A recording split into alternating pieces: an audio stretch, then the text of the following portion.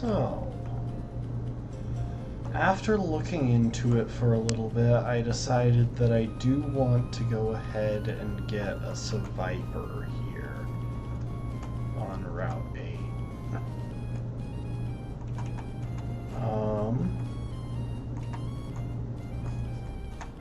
And that just has to do with the fact that there is at least one threat coming up that I feel like Seviper has a decent chance of helping with. You know, it occurs to me that I should probably actually get to the yellow grass where Seviper is like 35% common.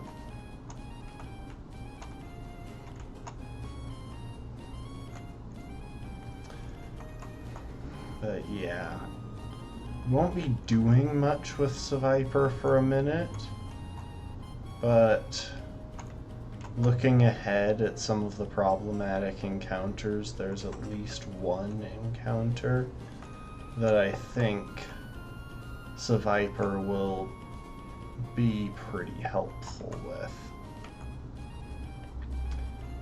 And there is a chance that Seviper will go down during that encounter, which isn't ideal, but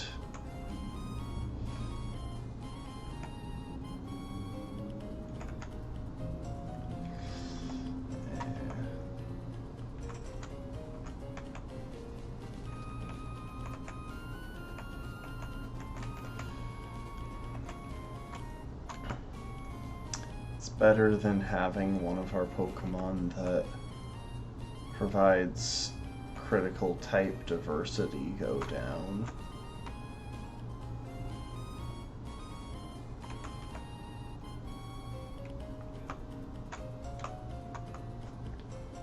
Come on, give me a Seviper. I am looking in the right place, right? Oh, never mind. It's a 10% chance regardless of where I look. Interestingly, so I'm going for the regular encounters rather than the horde encounter because for the main story, there's a pretty strong argument that Seviper's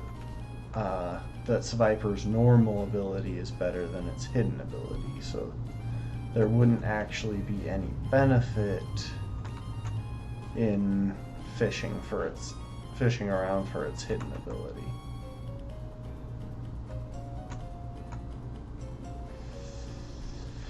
And yet we're encountering everything else before we encounter Seviper.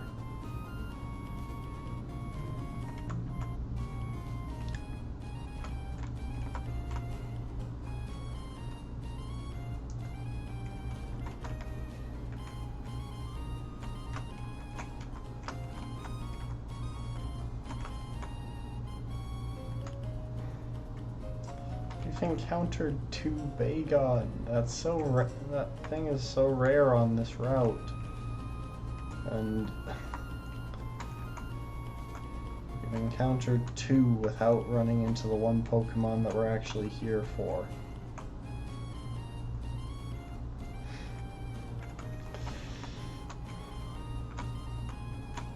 Oh well.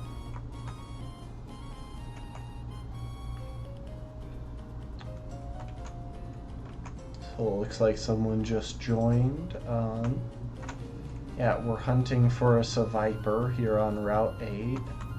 After looking at the options a bit more, I decided that Seviper would be useful. The other option on this route was waiting until we get a Quillfish. Well, waiting until we get a Super Rod to try and pick up Quillfish. And while Quillfish is a really cool Pokemon, we should have Tentacool before we get that chance. And Tentacool is just a generally better option for a water poison type. It's generally considered a really top tier Nuzlocke encounter because it's reasonably fast, hits reasonably hard, and it can tank special hits like nobody's business. Finally, we got a Seviper. Now let's make sure not to run from it.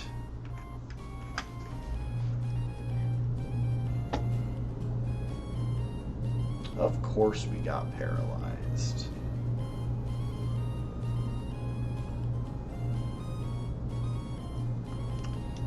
And now we just start checking Pokeballs.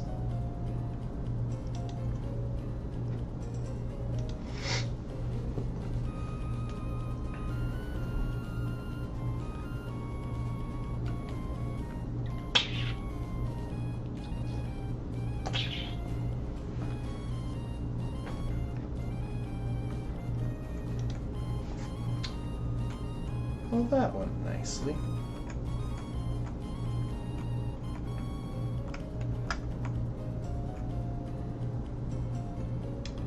So we caught Seviper, and I actually have a plan for the nickname.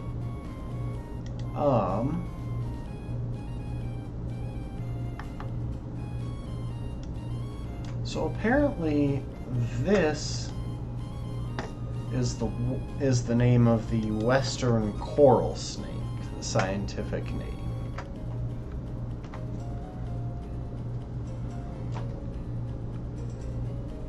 So I'm thinking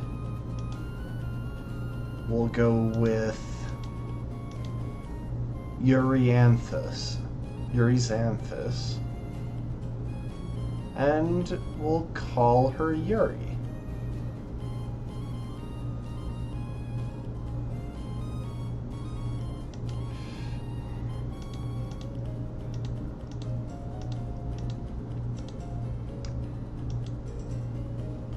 So, now we've got Yuri the Seviper.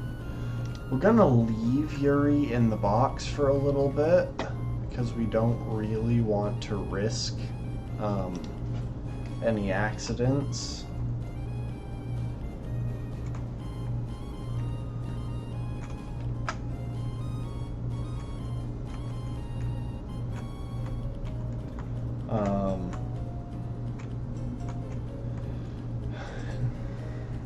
Not when there isn't really a key threat to deal with. But we are going to backtrack a little ways.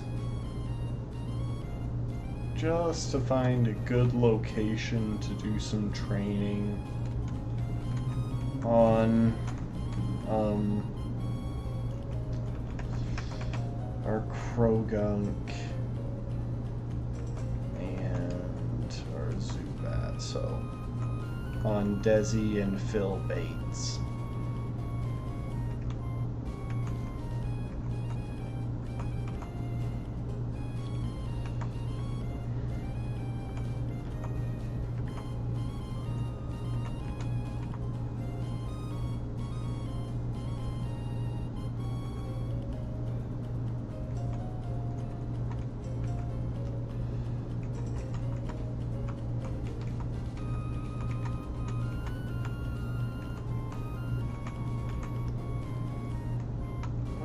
Okay,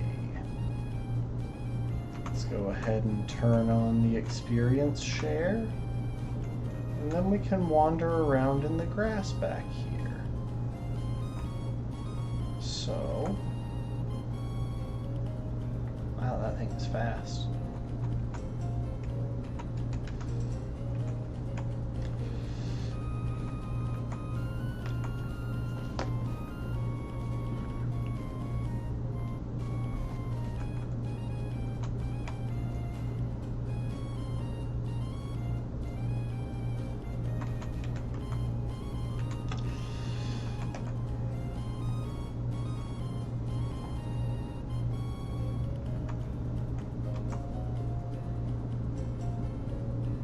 With any luck, today we should hopefully be able to get, oh, I meant to hit Leech Seed there, but you know what, I'll take that instead.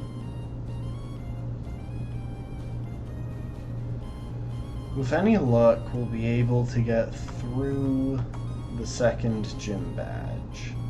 It's one of the things that a lot of people seem a bit frustrated about with these games. It's just the amount of time it takes to get from the first gym to the second. Because, I mean, think about where we are when we finished the first gym. We had one Pokemon. Now we've got, I think, 8 that we can use.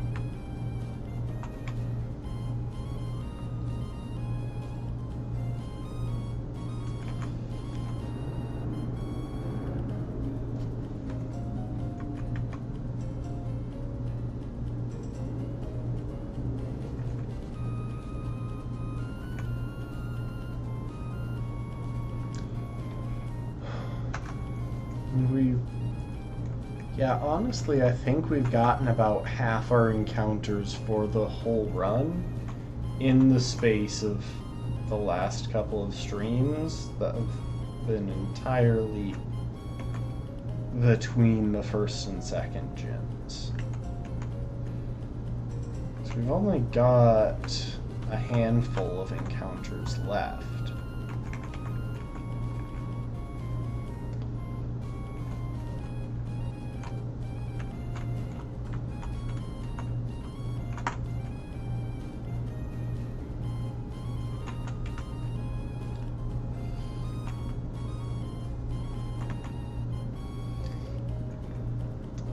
Come on, Desi. Use your wing attack.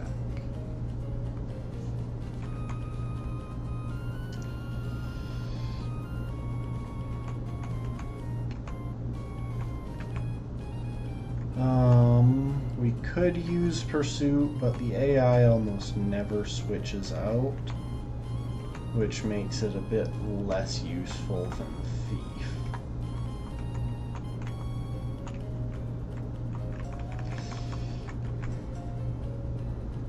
At some point along the line, we're actually going to want to revisit the route to the west of us here, where we found Phil Bates, because Krogunk there have a chance to carry a very useful item called Black Sludge, and if we can go ahead and steal their Black Sludge using Thief, that'll give us a chance to get several of those. And Bulldoze hits multiple opponents, so this should be a one-shot on all of them.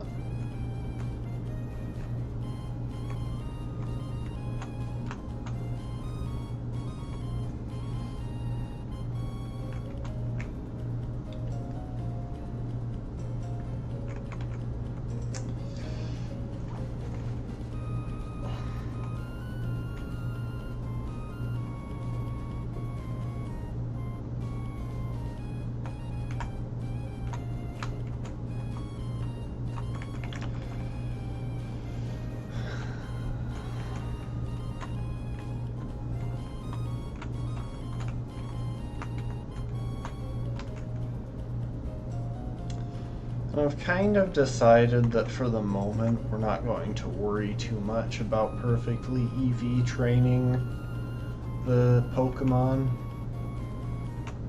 We've got a few really powerful Pokemon that are perfectly EV trained, and I don't really want to fret about whether or not the rest of the team has all of the ideal EVs. Ooh, Pendra learned Poison-tail. Yeah, go ahead and drop Pursuit for that, I think.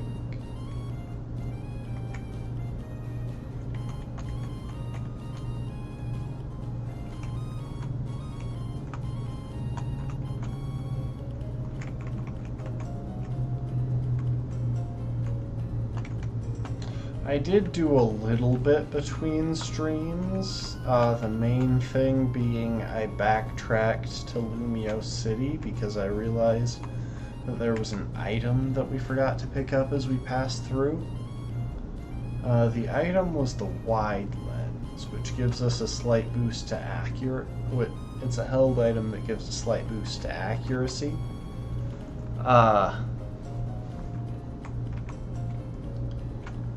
Which makes it a very useful thing for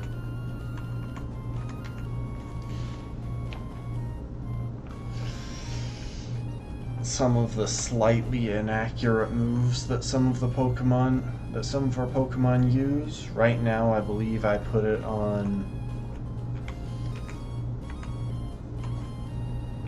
Let's see, who did I give it to?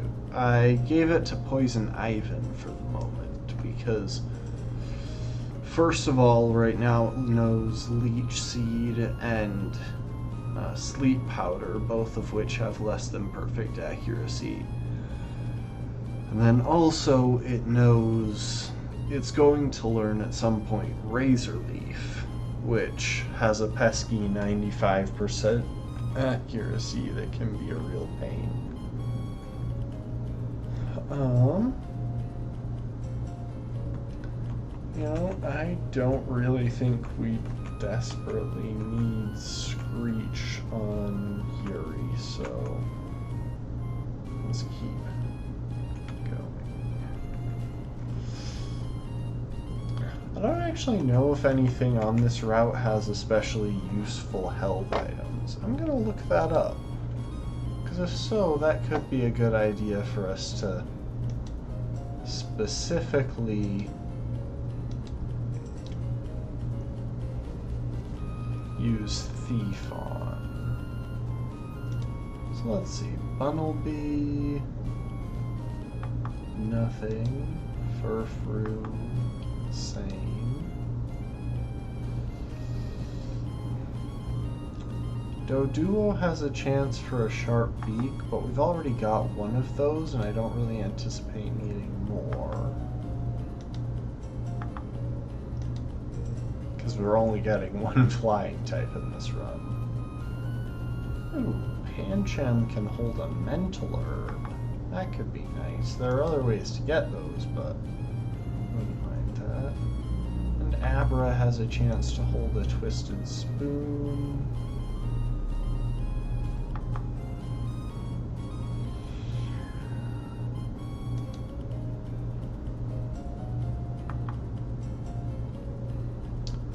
If we happen to run into one, Scraggy has a chance to hold a shed shell. Of course, Scraggies are only horde encounters, so that's not really a key thing at the moment. Okay, that's all good to know.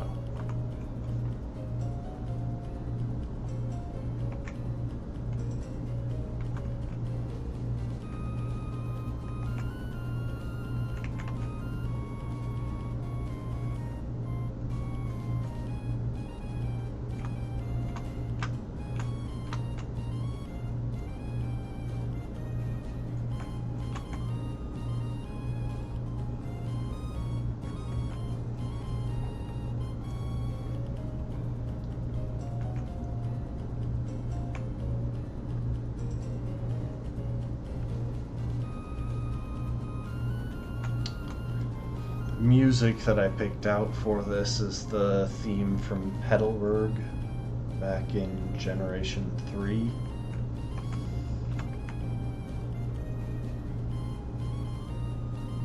Honestly, 3rd generation Pokemon had some fantastic music.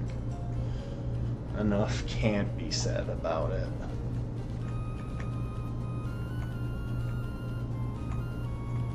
We could teach it Feint Attack,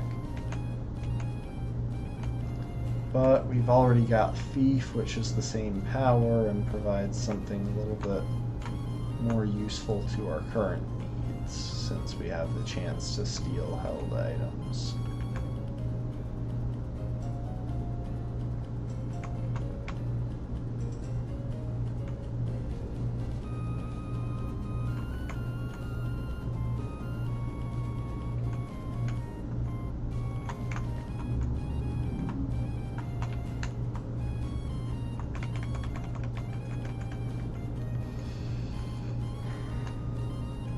Now, Phil Bates is the main reason that I'm not especially worried about the second gym.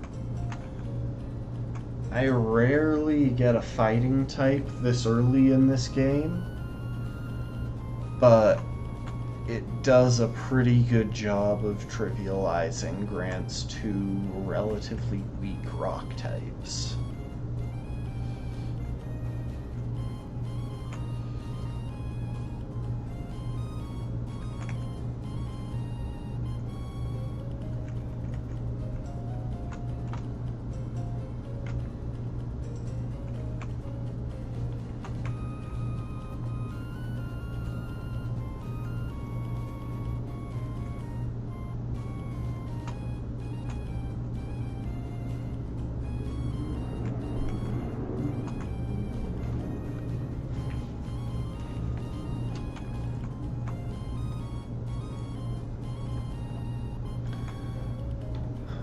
know, honestly, I am really excited for the new Pokemon games coming up.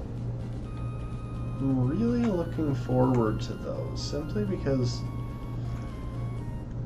Wait, does Phil Bates have a held item already? I just thought of that.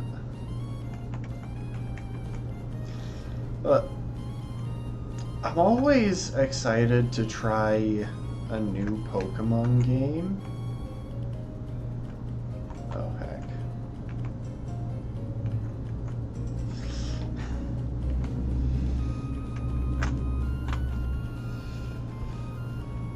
Because nothing quite manages to compare to the unique experience of going into a Pokemon challenge fairly blind. That's part of why I really wanted to do a Nuzlocke for my first run of Pokemon Sword and Shield. Simply because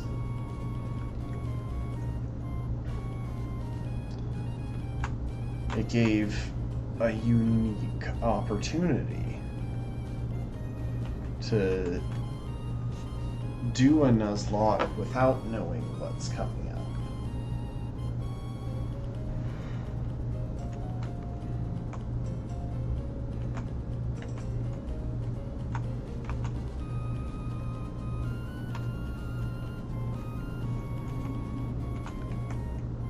It requires a lot more thinking on your feet to do that.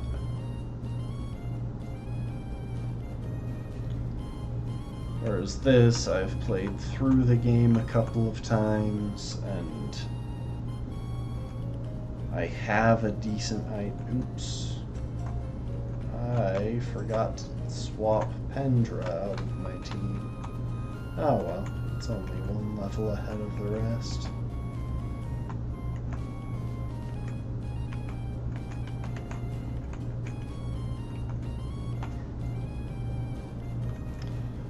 I've played through Pokemon Y a couple of times now.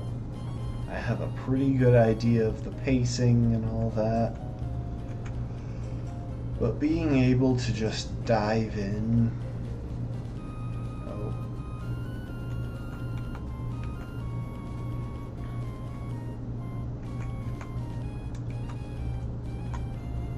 I forgot to heal while I was at the Pokemon Center. Being able to just dive in and try and figure things out as you go can make for, honestly, some really excellent Nuzlocks.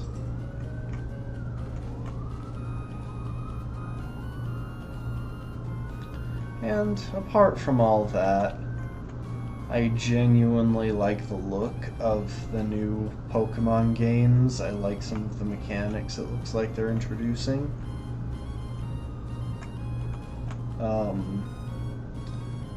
While I'm kind of sick of the constant generational gimmicks that they like to introduce each time they start up a new generation, I think terastallizing shows some promise for being less over-centralizing and less game-breaking than, say, Dynamax was.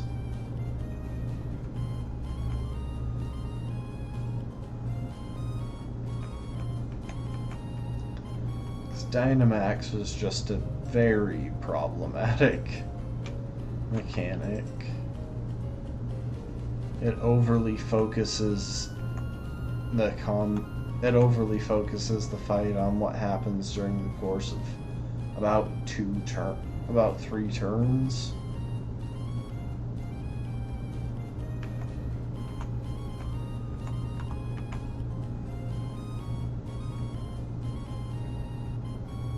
Which is never a good idea from a design perspective.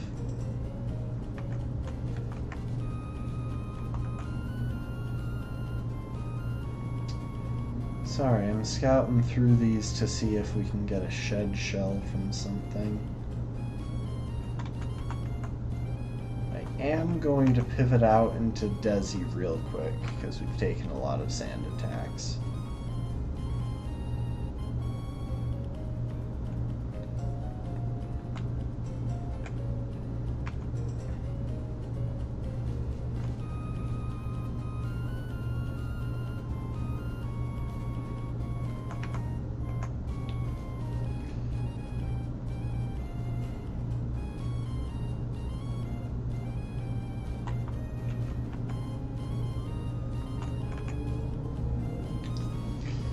Shed Shell could be useful for a portion of the game that I always find pretty scary, which is Reflection Cave.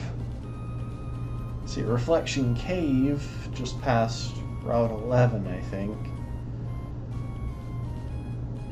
has Wild Wobbuffet. If you don't have a Ghost-type Pokemon, Wobbuffet can trap your Pokemon in battle, making it impossible to run away. And because it uses Counter and Mirror Coat to send back hits that it survives at boosted power, it's just so easy for a death to happen.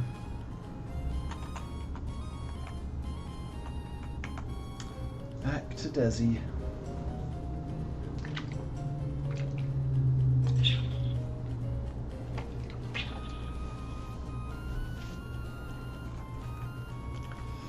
Yeah, having a Shed Shell on hand could make things a little bit safer as we try and pass through Reflection Cave later on.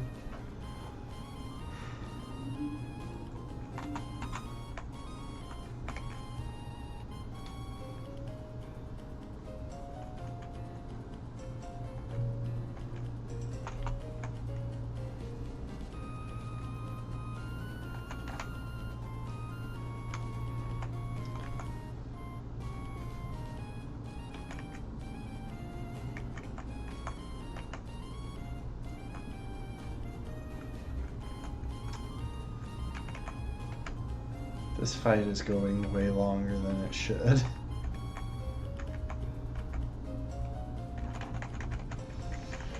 Fine, I'll switch out again.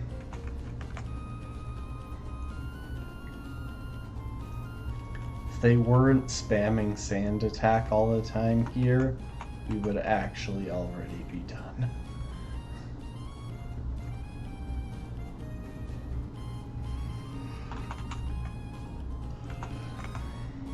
Come on, Phil.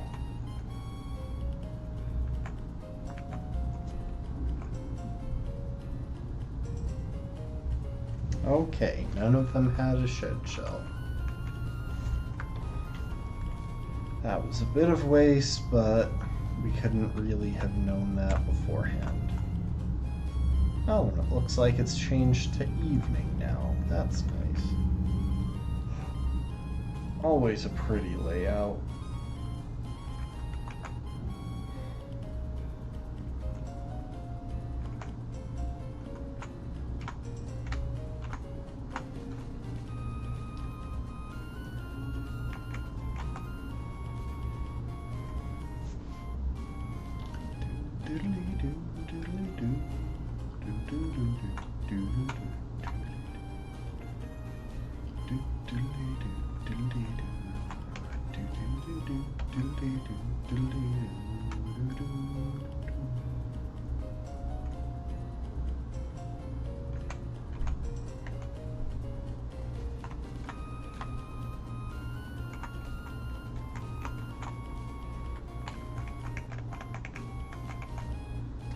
Okay.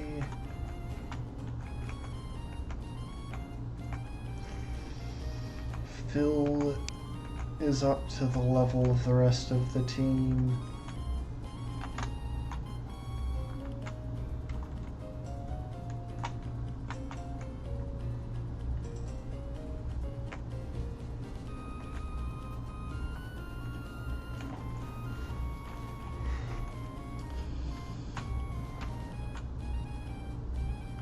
Yeah, those trees that you see behind the opponent's Pokemon, the opposing Pokemon,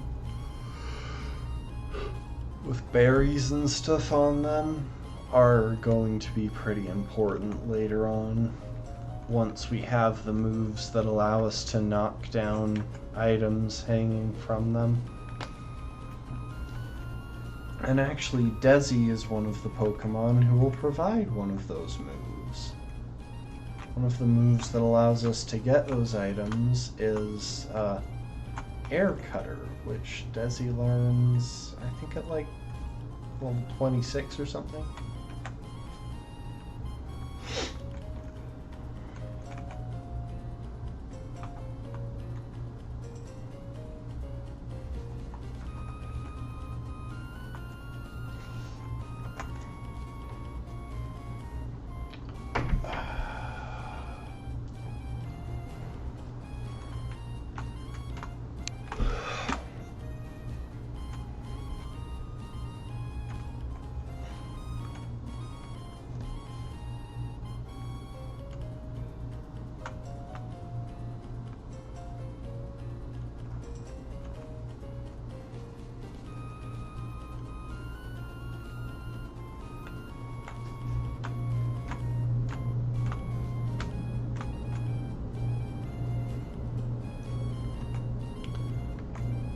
Come on, Desi.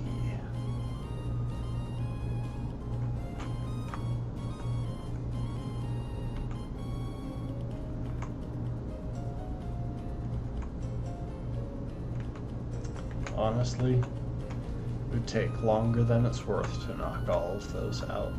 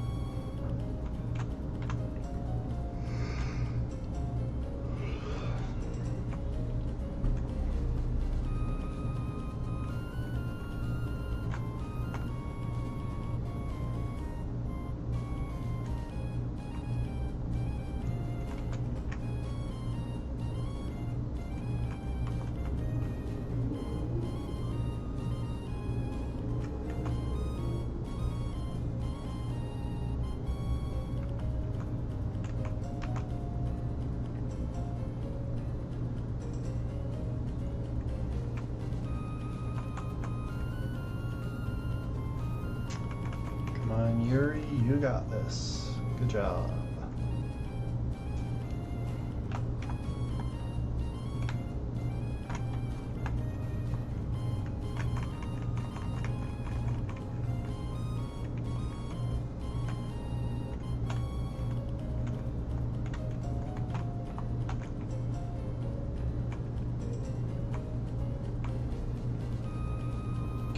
This should be enough experience for Desi. Oh, and she learned Confuse Ray, which is an endlessly better move than Supersonic.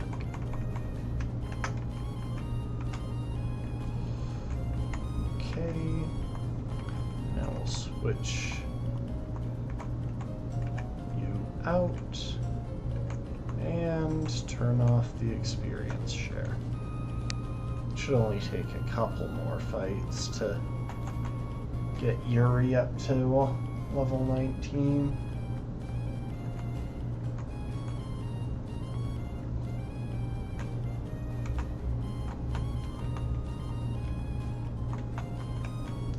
You know what?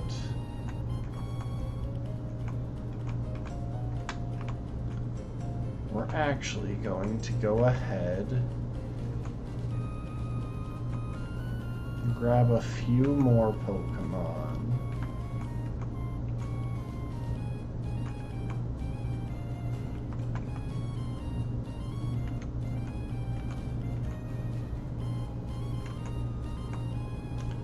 And get them all. We're gonna go ahead and get all of these guys up to level 20.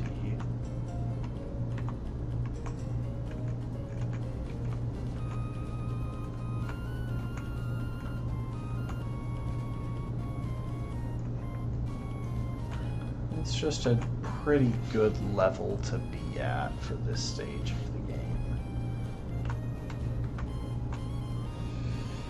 The cap for the next gym leader is level 5.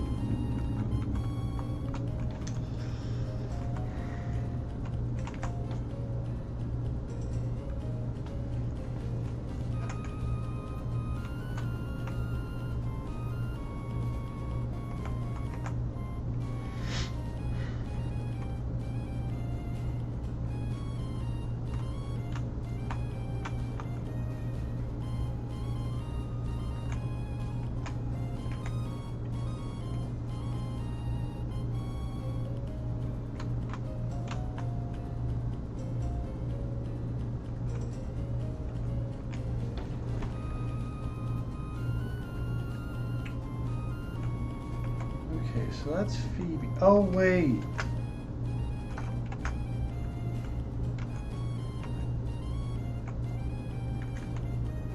I forgot to turn on the experience share again.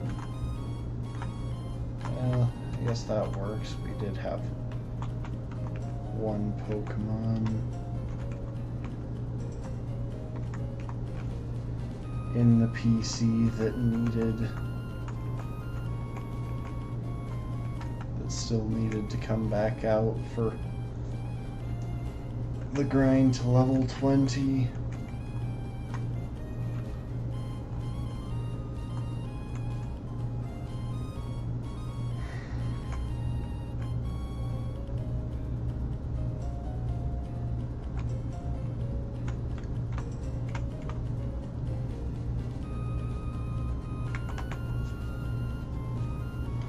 Luckily, Phil Bates has really great coverage.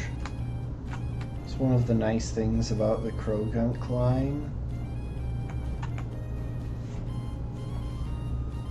The coverage is just excellent.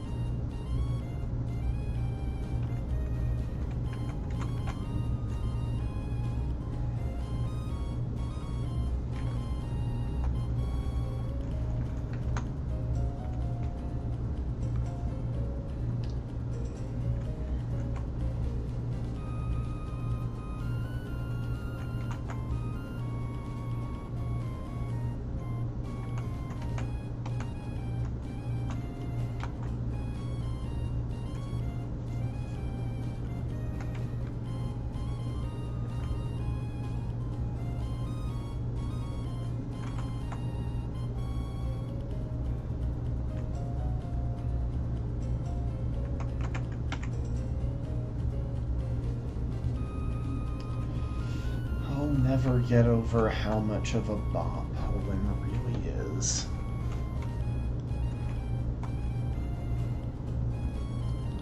Like, just so many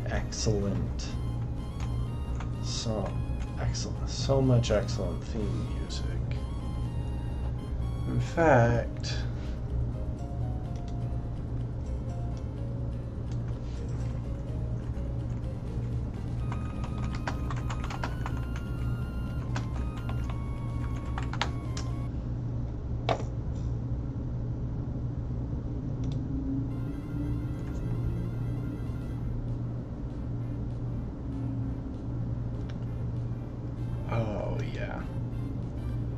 cannot express how much I love the rival theme from the Gen 3 games.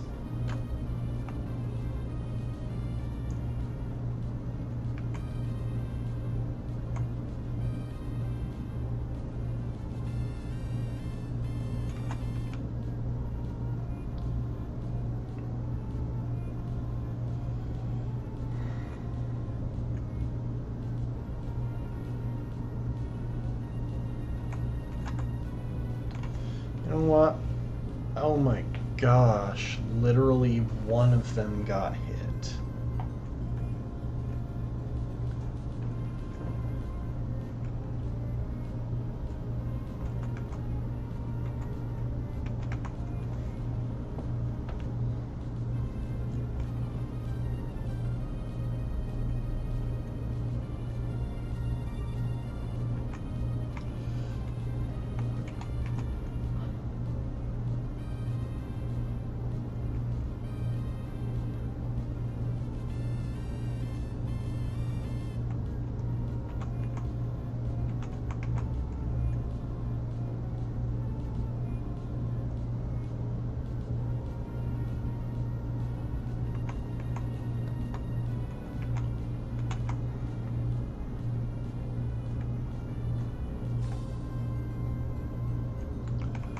Come on, guys.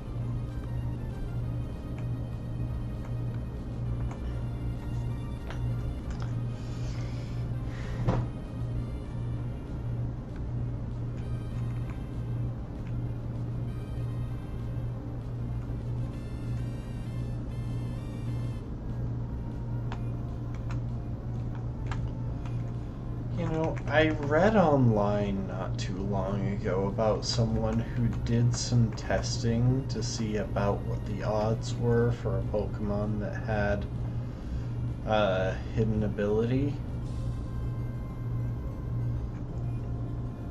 in a horde fight. And hypothetically, it's like 5% chance apiece.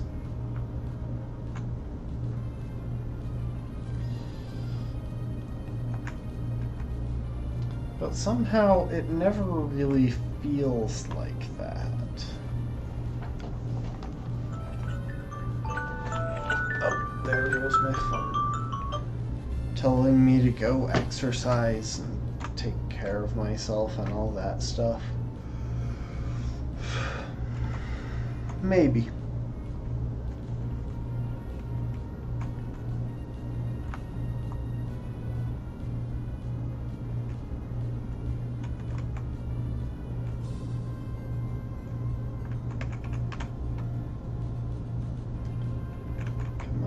Desi, good job. Oh, Ollie and hey, Ivan is learning Razor Leaf, which means we can drop Vine Whip for something a little bit stronger and something that can cut down this grass that you see in the back here. Yeah, that's one of those background objects, and I believe Razor Leaf is one of the moves that allows you to cut that down.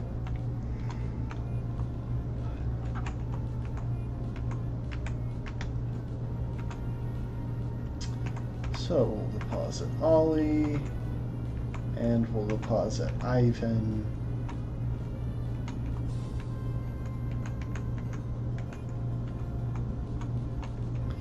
And we're actually not going to be gone for long because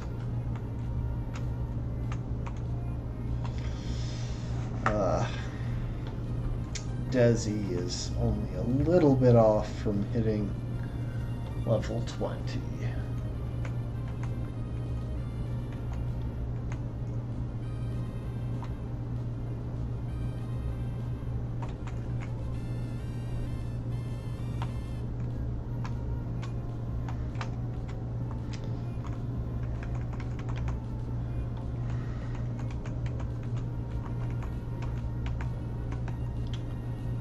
Okay.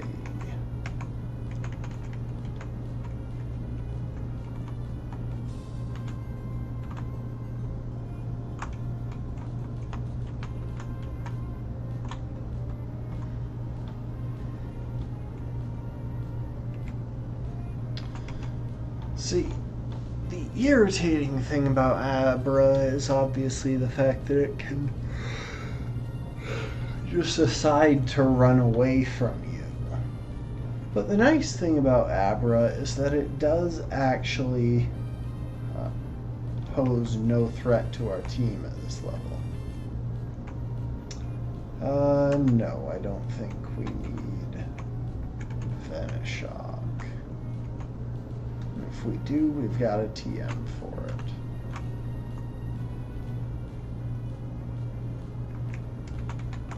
Oops, wrong Pokemon. And slowly got to level 20. Okay.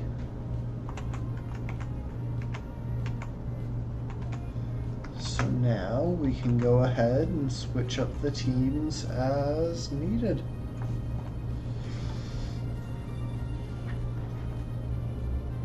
We don't actually have that many required battles coming up.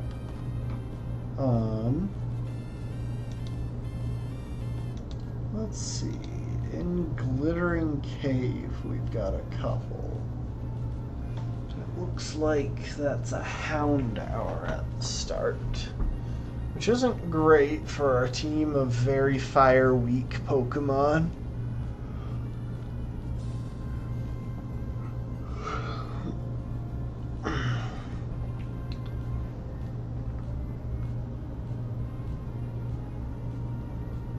But we can work with it.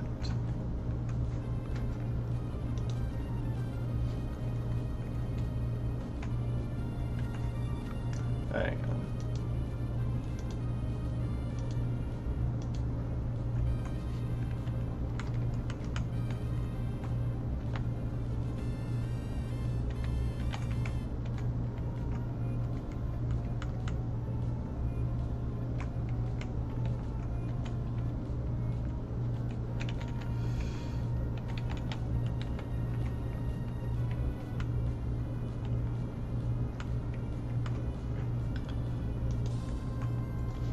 I am curious, actually. Oh, wait, I didn't even need to open that.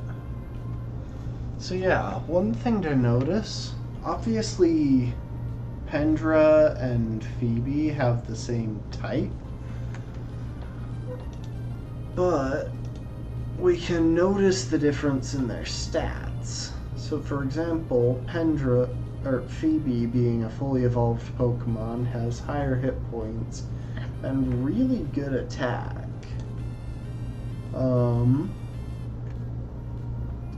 Admittedly, it still has less physical defense than Pendra. Meanwhile, Pendra is sitting a little bit frailer in the special department and can't catch up quite yet on speed and attack. Though given enough time, Pendra has a pretty good shot. Well, given a bit of time, Pendra is going to pass out Phoebe and all of her stats, and that's about the time that I expect we'll decide to let Phoebe retire to the box. Because Phoebe's our starter and she is carrying this early game, but there's no need for us to expect her to always carry it.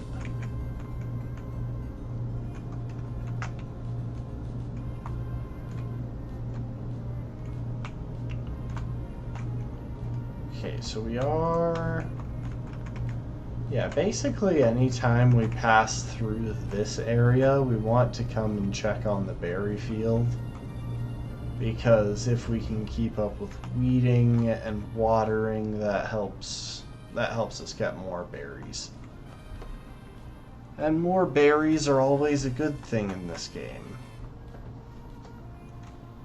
As long as we have them anyway.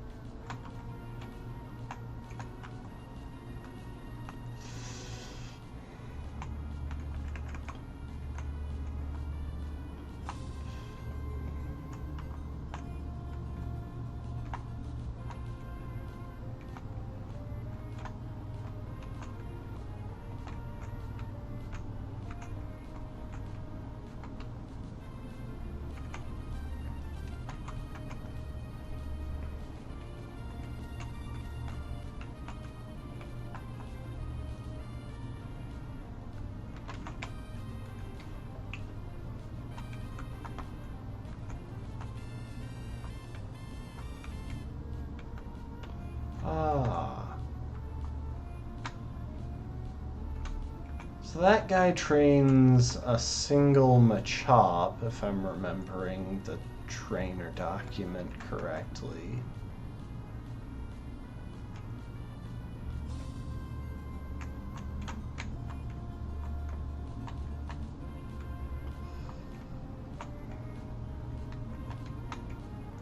But we're not going to bother fighting him because at this level I think Machop might actually know Seismic Toss, and that could cause some problems for our team.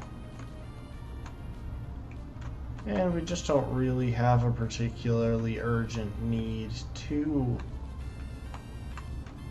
fight him. So this guy gives us the Old Rod. Now there's literally one reason that we want the Old Rod in this playthrough. Because it can't fish us up any Pokemon that we really need.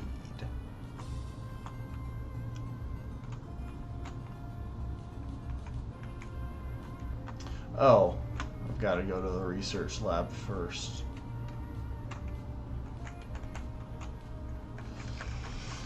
Yeah.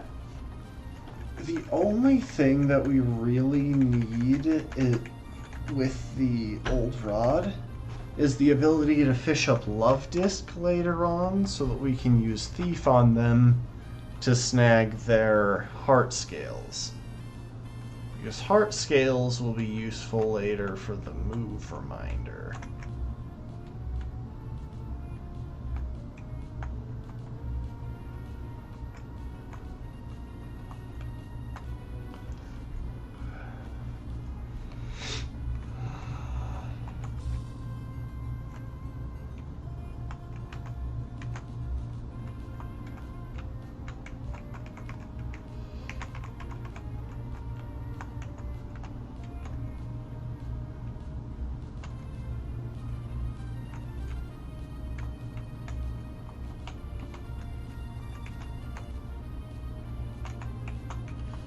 And the move reminder is very helpful, especially prior to the Elite Four, for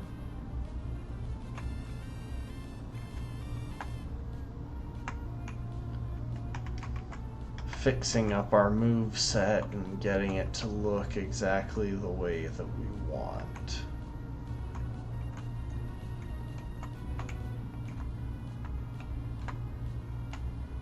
Oh, heck. Well, apparently I missed an item there.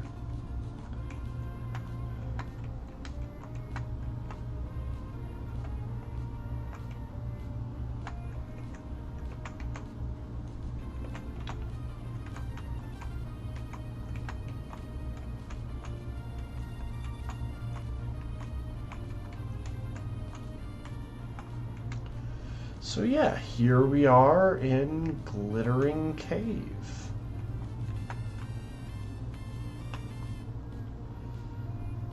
Now there's nothing for us to actually catch in here. Nothing that is poison type, nothing that becomes poison type. But we do have to clear this in order to progress the plot. And there are a couple of good items in here.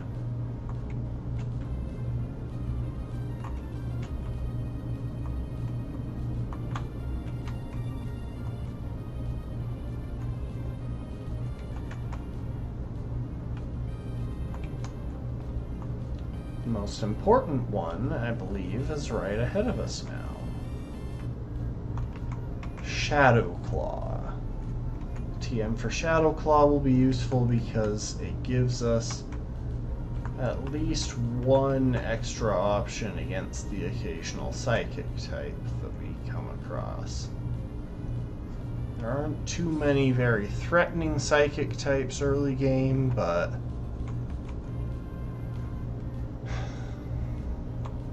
I'm still happy to have a couple of psychic type moves, or a couple of moves to deal with them. Okay, so this is Team Flare.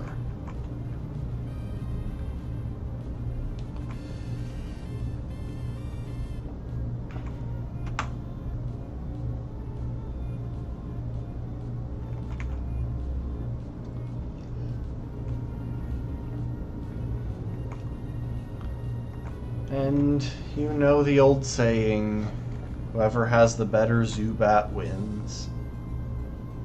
And we have the better Zubat.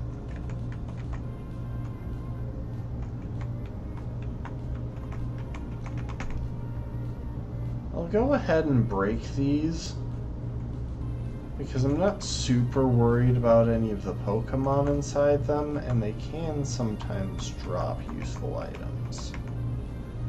And I have Rock Smash on Croagunk, so why not use it?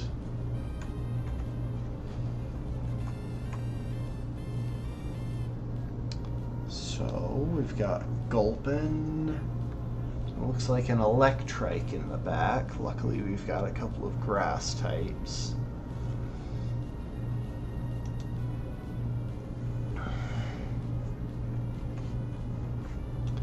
You know what? We're going to go ahead and switch to Phil.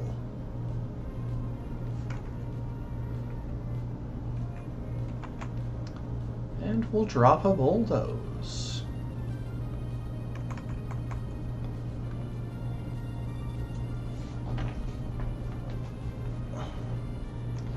And that gets us in a pretty good position to deal with the ground, with the electric type in the back.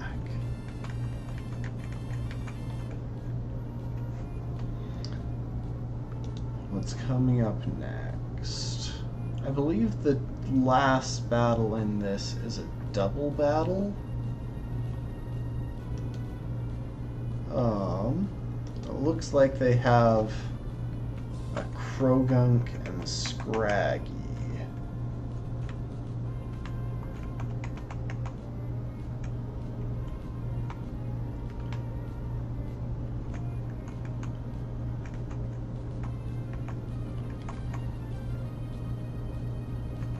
Yeah, Croagunk and Scraggy. So luckily, this should be pretty easy to clear. Ugh.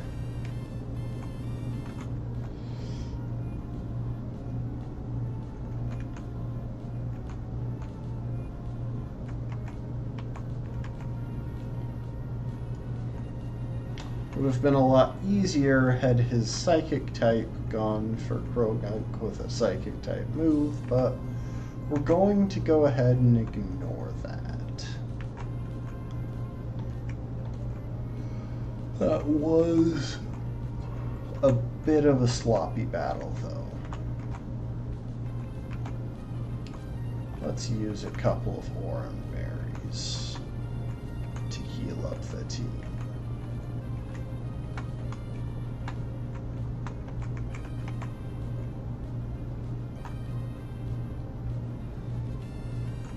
It's a Dwebble. I like Dwebble's design, less so its lore and, you know, representation in the anime, but I like its design.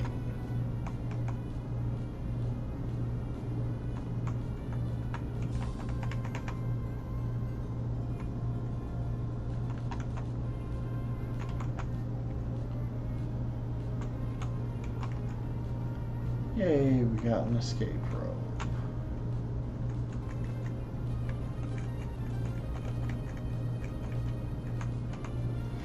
So we can't actually use either of these, and it has no functional effect on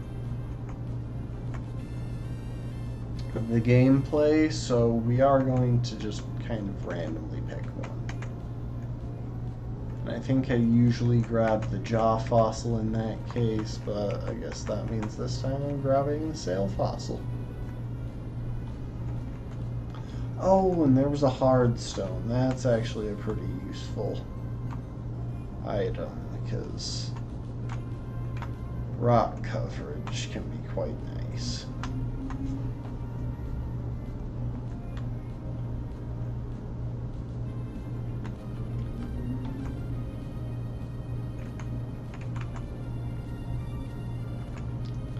Actually, let's switch Phoebe up front.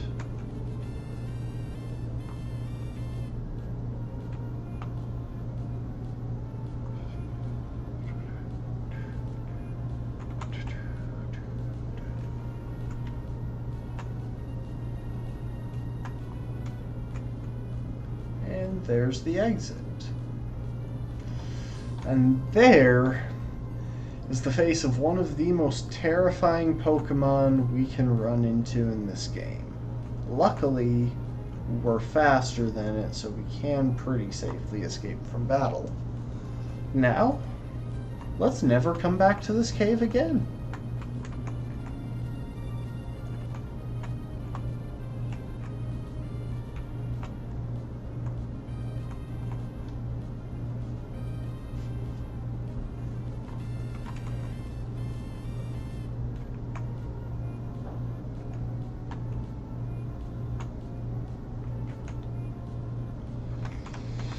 Helioptile, definitely one of my favorite Pokemon from this game.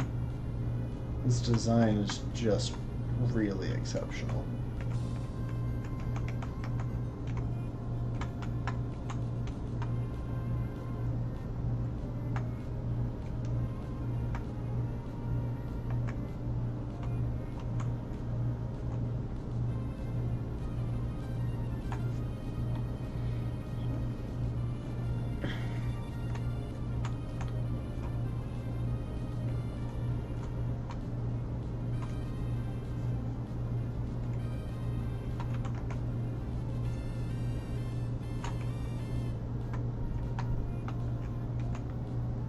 And there we have it.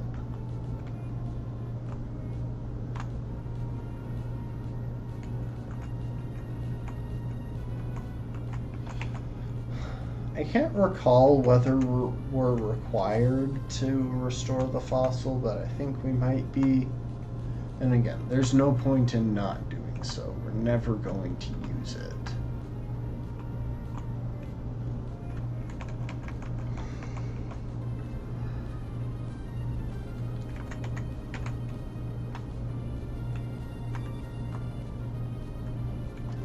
And actually, while there are poison types on every route that's coming up immediately ahead of us, we can't catch any of them. See, here in Ambret Town, we can fish and pull up a poison type.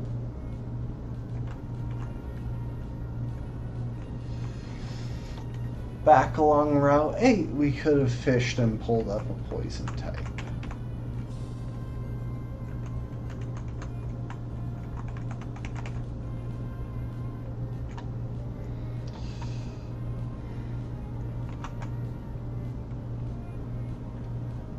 There are honestly so many places where the only way to get a poison type is through using the water. As it stands, the current plan is to try and use one of these areas to get a hold of the Pokemon that really inspired me to do this run, Dragalge. But that's going to be pretty late in the game, because in order to fish up a Dragalge, you need a Super Rod. And right now we've got just the old rod, which is 2 ranks below that.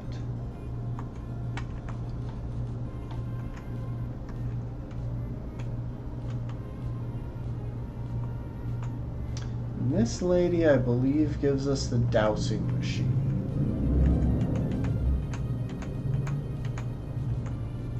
Which is actually a very nice item to have.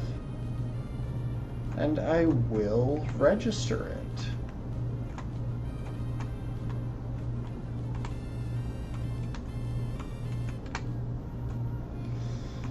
See, the way this dowsing machine works is you want to follow these things. So if they get spread out, you're getting close, and if they cross like that, they're right above whatever is hidden.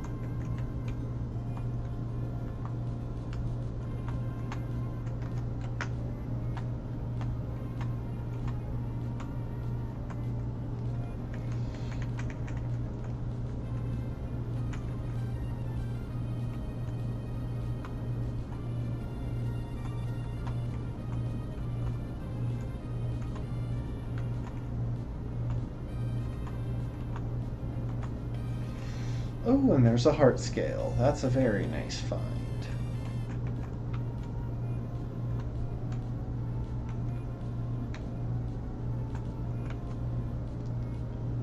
One of the really nice things about the dowsing machine, though, and actually one of the reasons that I really love it, is that it can let me avoid using the roller skates.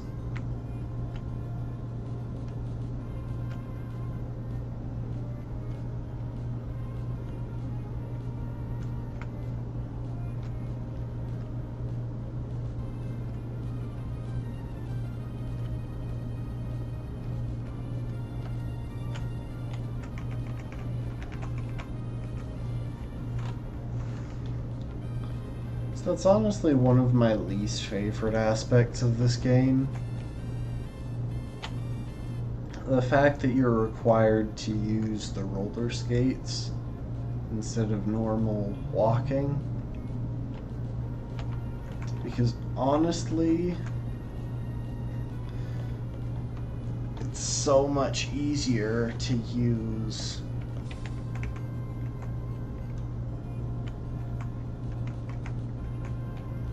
normal walking controls.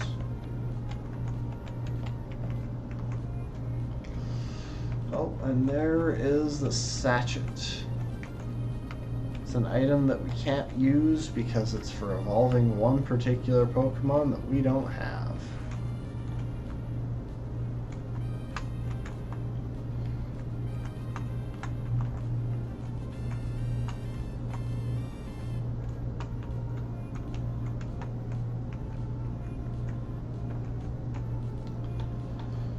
Okay.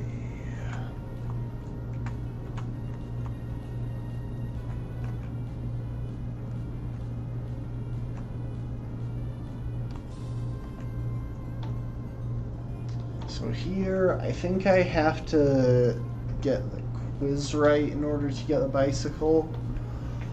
And it's a really hard quiz, so I don't really know if I'm going to manage it. There definitely aren't any context clues as to whether bicycles come in more than one color.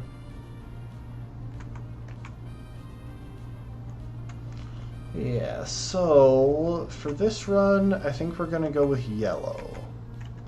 Because yellow is a pretty toxic color. And honestly, that is most of the set of items that we're going to have registered for the game.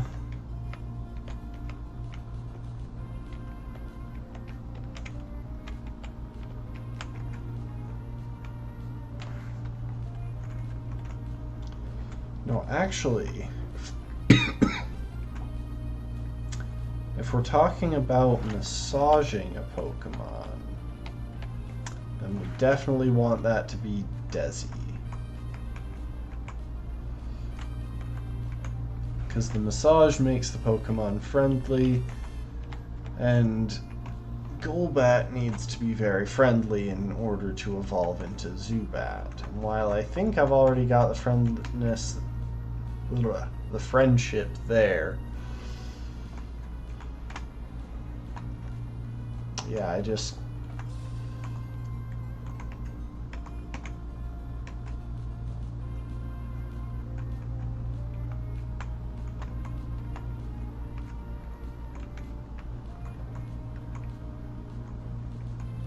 That person is willing to trade a Love Disc for a Steelix. And he's the one receiving the Love Disc, which can only mean that he's kind of an idiot.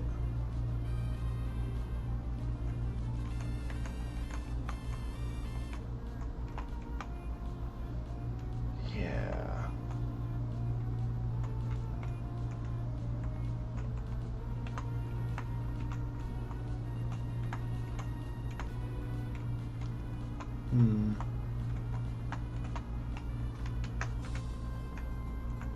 I should probably not have it in speed up mode when I'm trying to use the bike.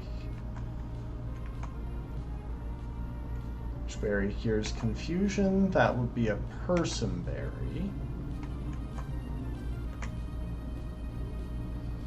New swagger raises the attack stat, but causes confusion.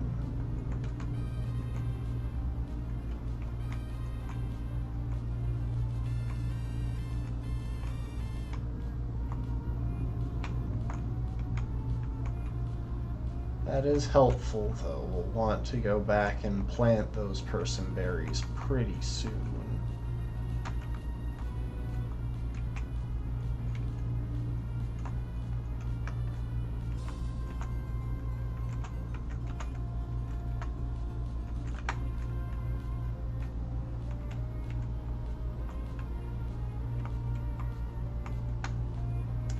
There are a couple of useful items stashed around this city. For example, the TM for rest. And I think snore? Oh, sleep talk.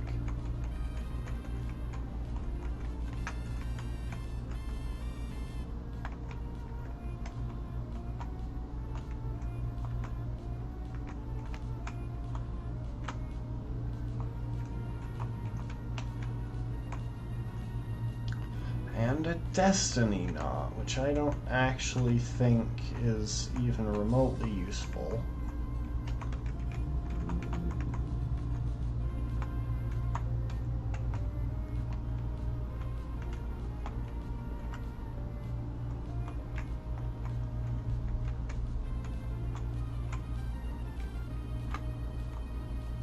No, that's just the cafe where you can battle with people.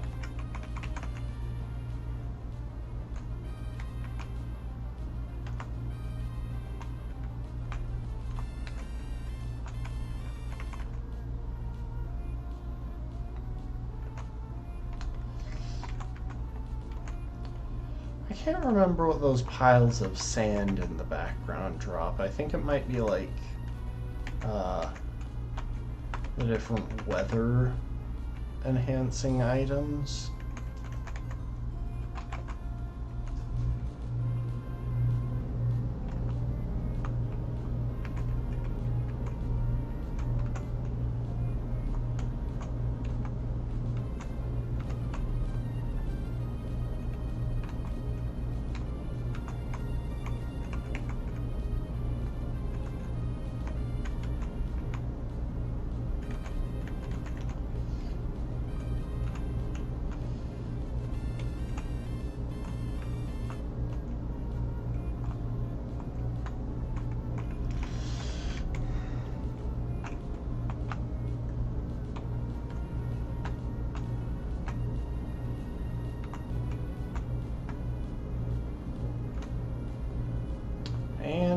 that is the gym leader. He just gave us the hidden machine for strength, which is kind of nice. We can't use it yet because we have to beat him first, but once we do, we'll be able to make things a little bit easier to travel around, and there are some useful items that we can pick up.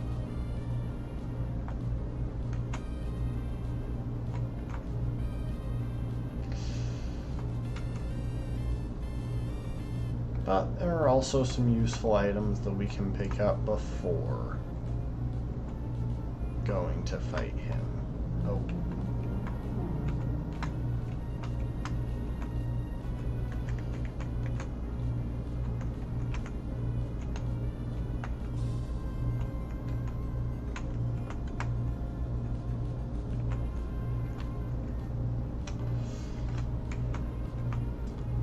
I overshot that there.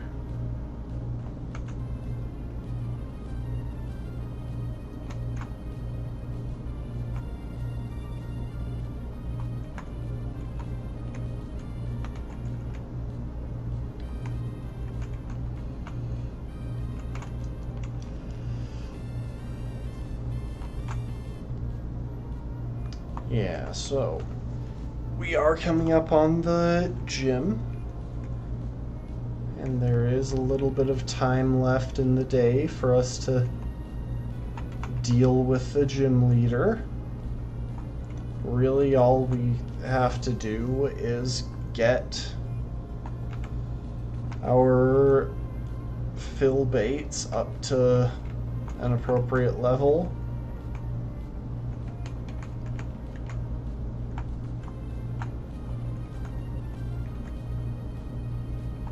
And that should give us a pretty solid way of dealing with this gym leader.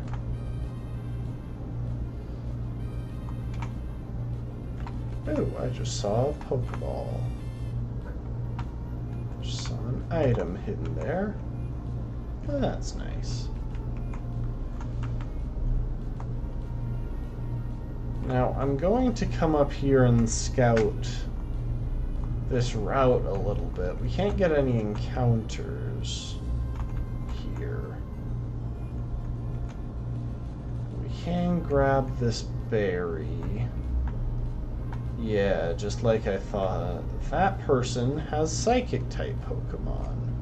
And that is honestly terrifying. I do think he has, like, just a Solosis or something, so that shouldn't be an issue, actually, but yeah. It'd be real nice if we didn't have to fight Psychic types.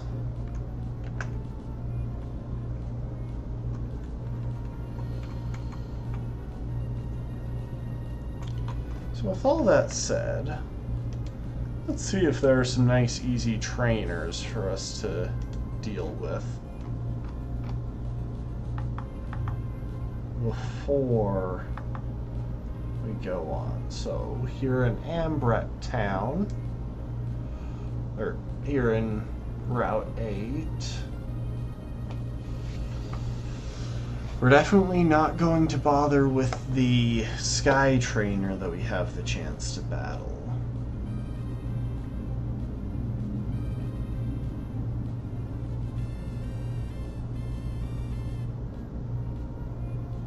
In fact, you know what? I think we're going to go ahead and avoid the trainers again, because there are fairly few of them that we actually want, that we actually have a very good matchup into. And I'm not interested in risking the lives of our Pokemon. No. Oh, well, apparently I wasn't paying enough attention to avoiding them. So, Wingull should be pretty easy because it's frail. And Psyduck knows confusion. Ooh. First of all, that lag spike was pretty crazy. Second of all, oh, I didn't notice that we were in confusion. We're gonna switch.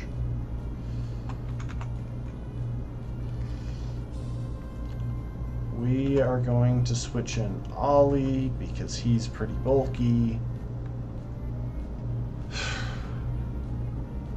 I need to not do basically that. Basically, very literally that exact thing. Where I get into an unnecessary battle and take unnecessary risks. For example, since we're confused right now, we're going to switch again. This time, we'll go into Poison-type.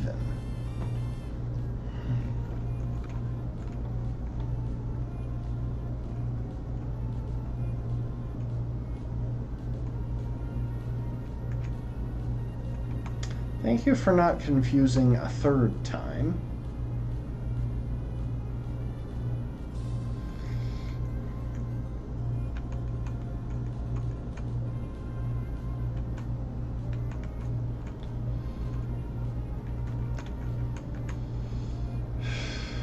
Yeah, that Psyduck was actually one of the Pokemon that I specifically wanted to avoid because it does carry Psychic-type coverage. And because our main water counter right now is Phil Bates, who is double weak to Psychic-type moves. No, I don't want to battle you.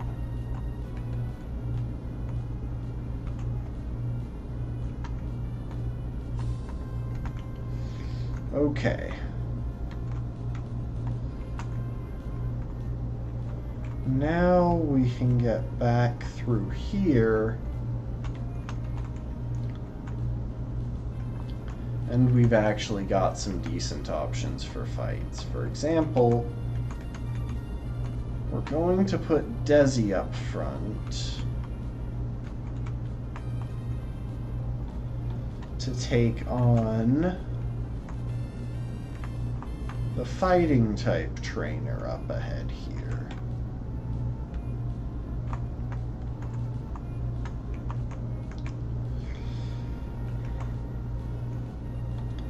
Black Belt Caddock.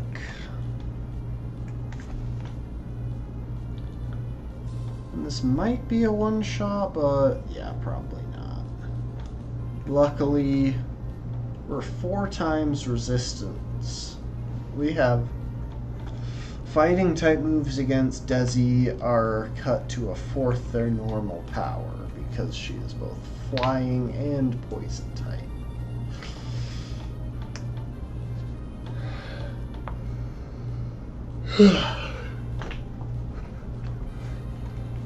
Yeah, Desi's flying type moves are probably going to single-handedly get us through the 3rd gym, assuming we don't get killed on the way there. Ah, there we are. I knew there was an item sitting around here somewhere.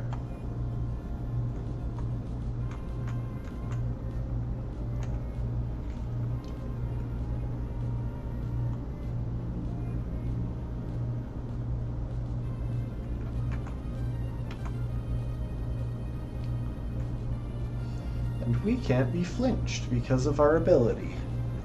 So that fake out was pretty meaningless.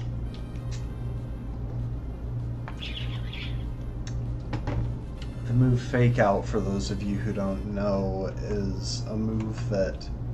It's a priority move that can only be used on the first turn a Pokemon comes out. And it's guaranteed to flinch.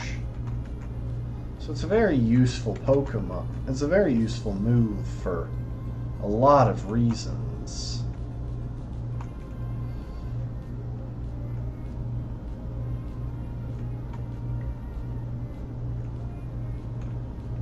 But against Zubat, it's basically useless. since it's only a small amount of damage. Oof, that's gonna sting a bit.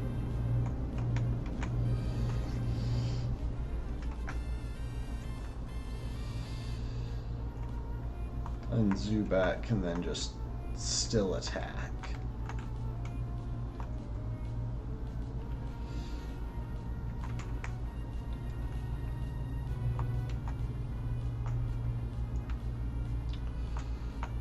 Okay, let's get a heal real quick. And now we're actually going to wait a second. What does she have on her team again? And why have I not turned the experience share back on? I think we're going to...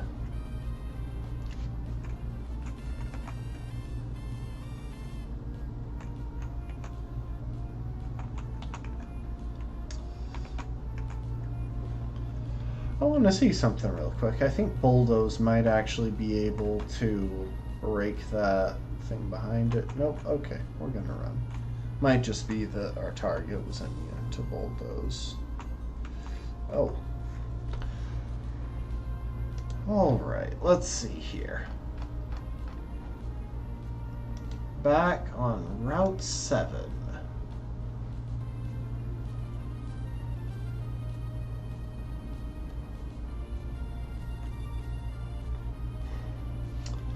Honestly,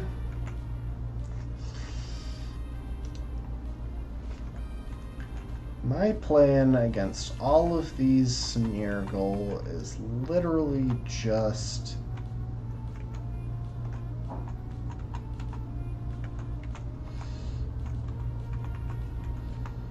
switch Phoebe up front and go ham. Because from what I remember, none of them carry any moves that are actually that powerful.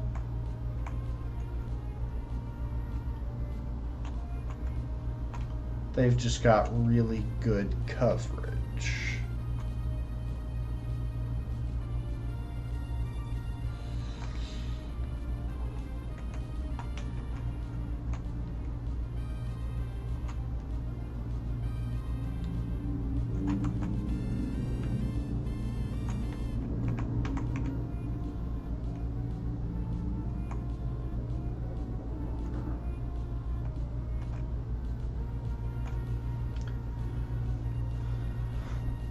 So if we just go all in and just whack them hard,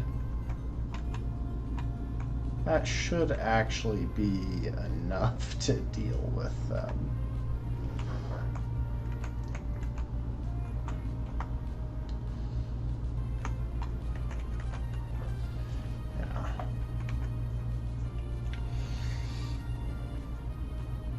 It doesn't hurt that Phoebe can one-shot all of them. Nor does it hurt that with the wide lens attached, Ivan's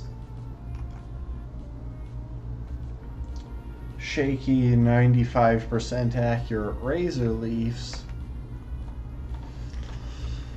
are 100% accurate.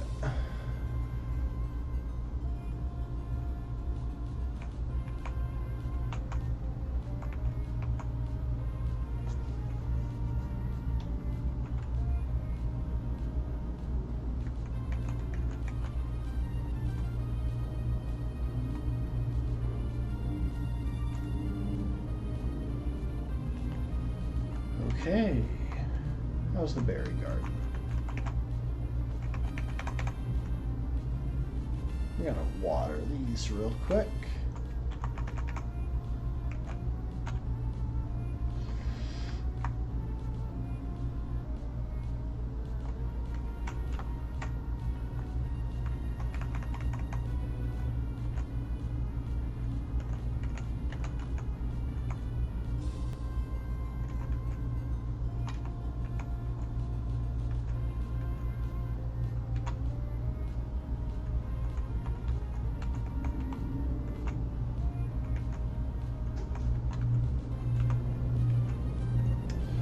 Okay. Well, now we can go ahead and put Ivan front. And the reason that we're going to do that is so that we can hunt through the background of some of these fights for long grass.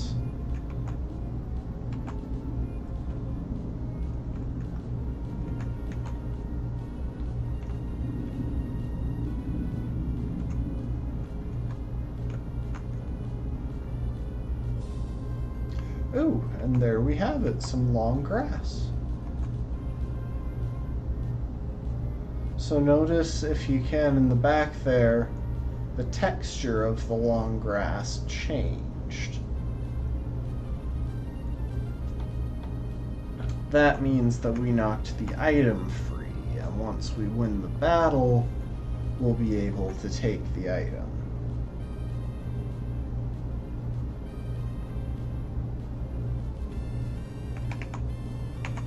Admittedly, this is a pretty terrible matchup for Ivan, but on the other hand, it's not like they can do anything to us. They have no attacking moves.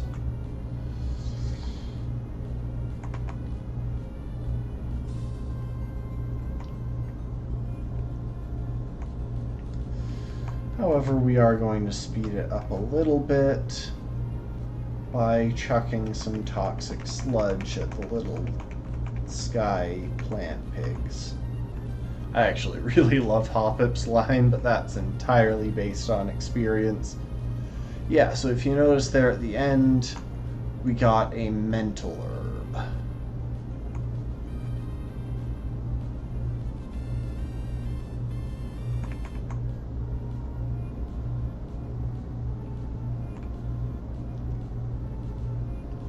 We're just going to keep running back and forth for now.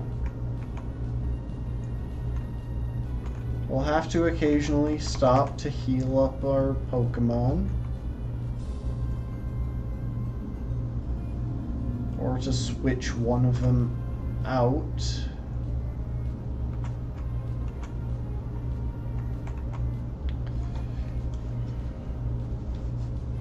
Oh.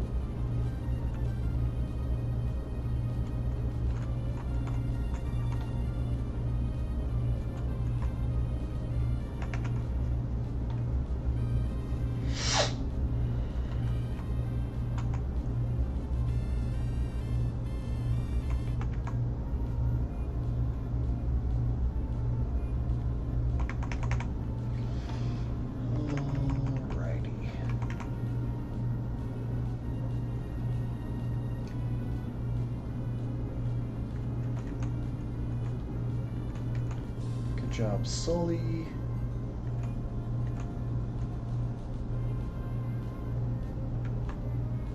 And I'm going to double check. I think we want to go ahead and let Desi evolve here, but there may be some advantages to holding off a couple of levels. So we don't really need Desi specifically for the gym, and it would be nice to pick up important moves if we can, but it does look like Desi doesn't get Air Cutter until 26, even as a Zubat. It's only delayed till 28 as a Golbat. So, you know what? I think we're going to go ahead and let Desi evolve right now.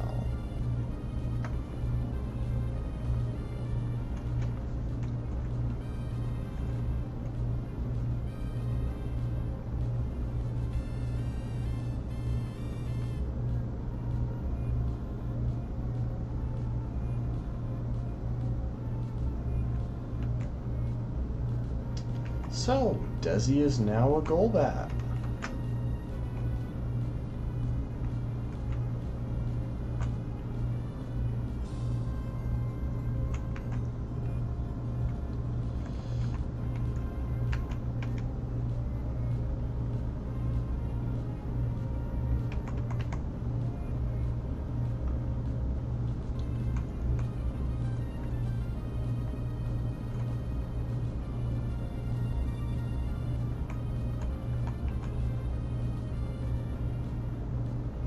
By letting it sketch Leech Seed, we literally have nothing to worry about from the Smeargle because now that's the only move that it knows. And we get to let that finish it off.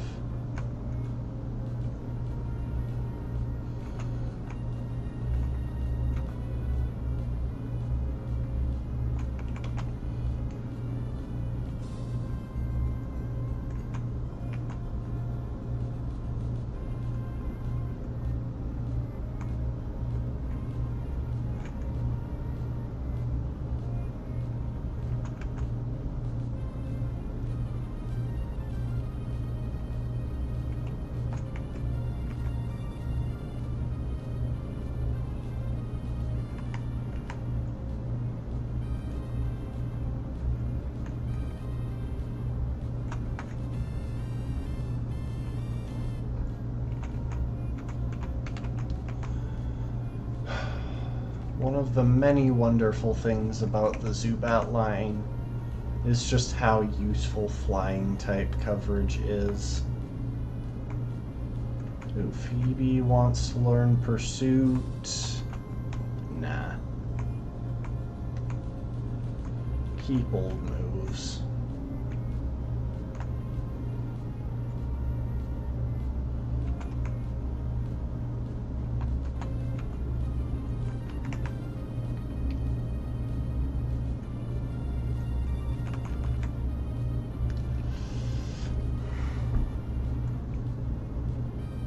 Ooh, Ivan is learning Sweet Scent. That is fantastic. We're going to drop Growl for that. For a couple of reasons. The main one is that gives us an unlimited way of triggering Horde encounters when we want them, so that we don't have to worry about running out of honey anymore.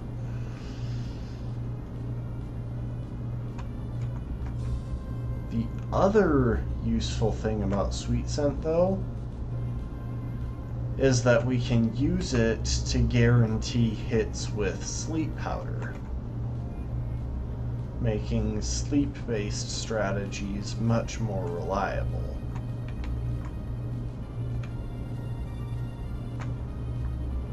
Neither of those things is actually that crazy by itself, especially when you realize that we've already got what's arguably a better sleep-based move. Also, we got a White Herb just there.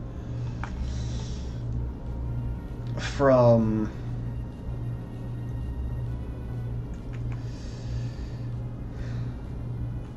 Sully in the form of Yawn.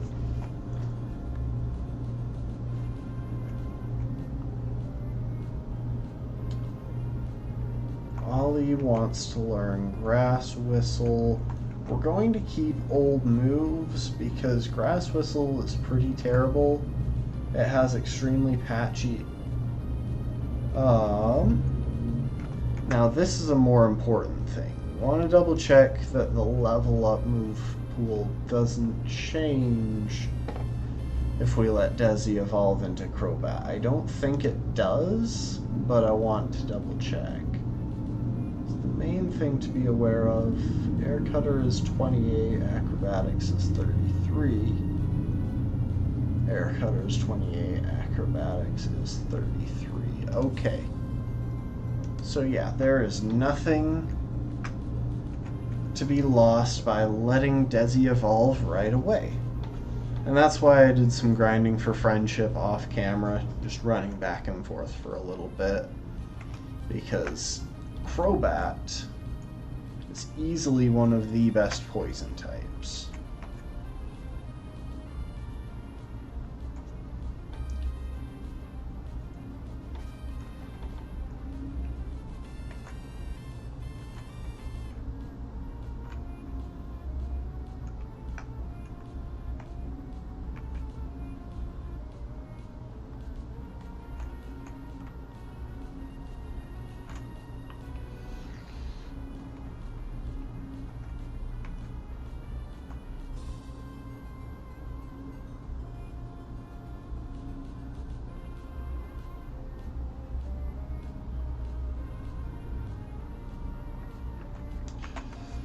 And as annoying as it is to be clicking a 4 times resisted move on these things,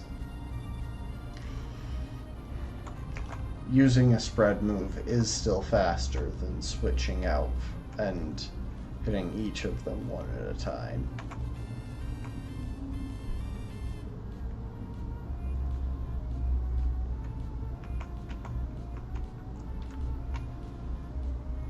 And we got... Ooh, Phil's learning Revenge. That is excellent. That is one of the things that we really wanted for this upcoming gym. I'll cover up Rock Smash for now, but we will be reteaching Rock Smash before we go into the gym battle. And we got a White Herb.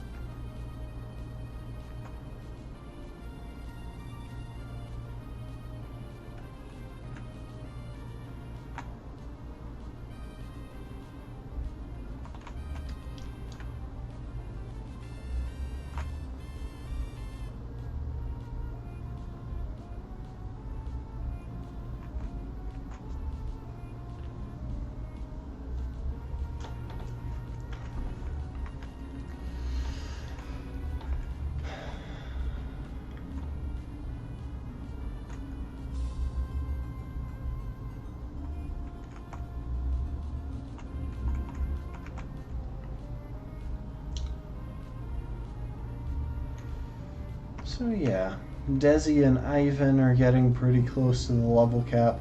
We do have to clear the gym, and that does mean taking on a few gym trainers, which is why I'm not going to edge Ivan towards level 25, or level 26. I'm just going to hit level 25 and pop him into the box.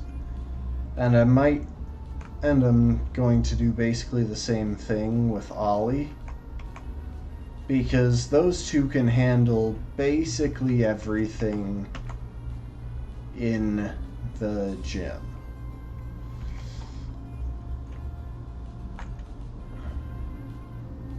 Except for the gym leader himself. For him, we're going to want...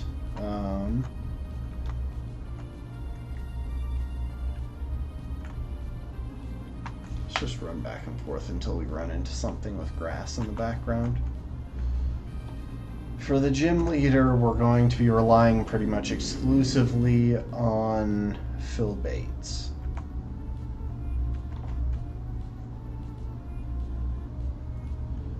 And we got a power herb, I believe that said.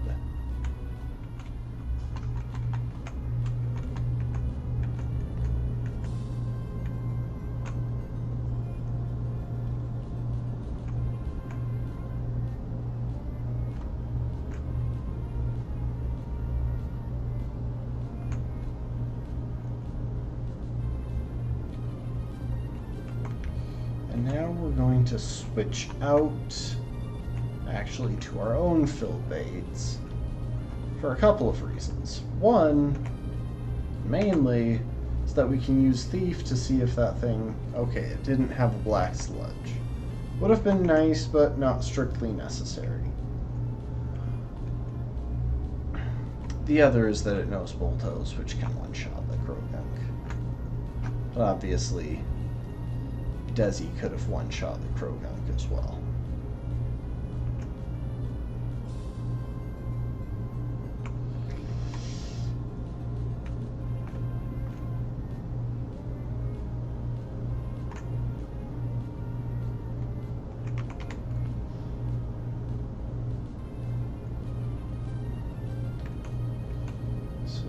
Oh hey, it's a pretty nice speed stat.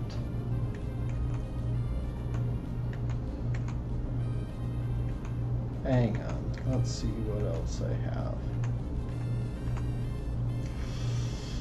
Nah. No need to learn Swift. Phoebe hit level 23.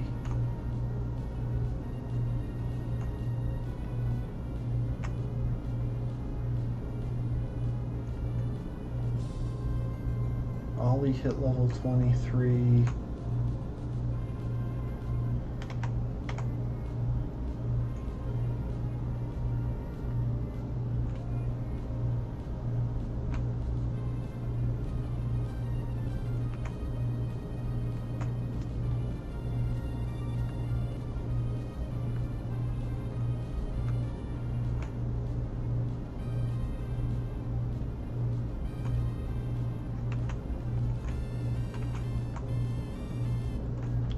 Wow, Ivan still hasn't hit level 25 yet.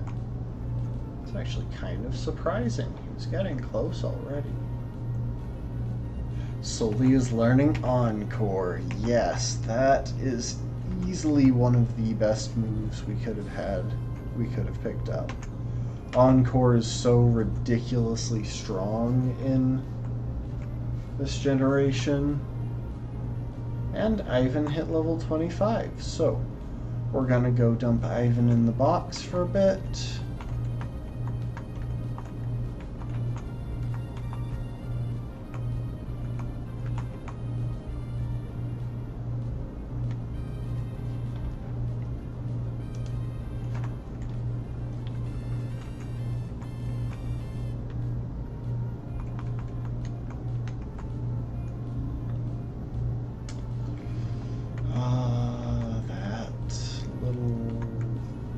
Dinosaur.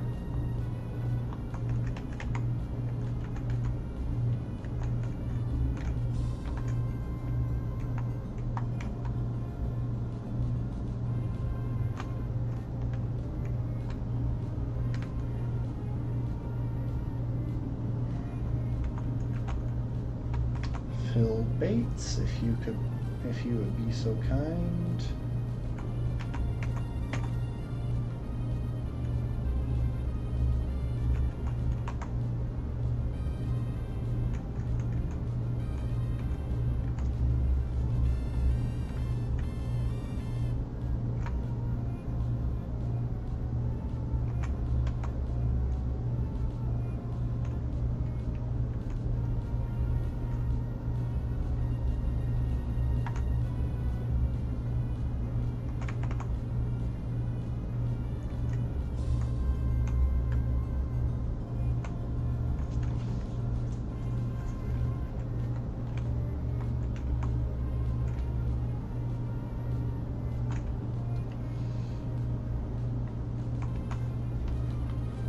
One thing I want to look up, actually.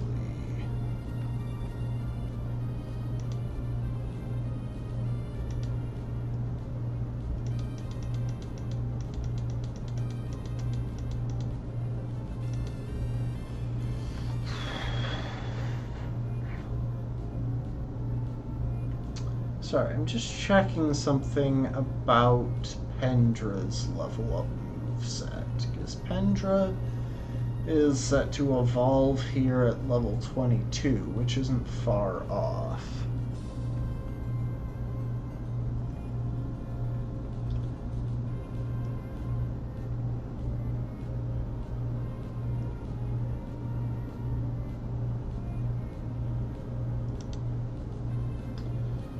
Don't think...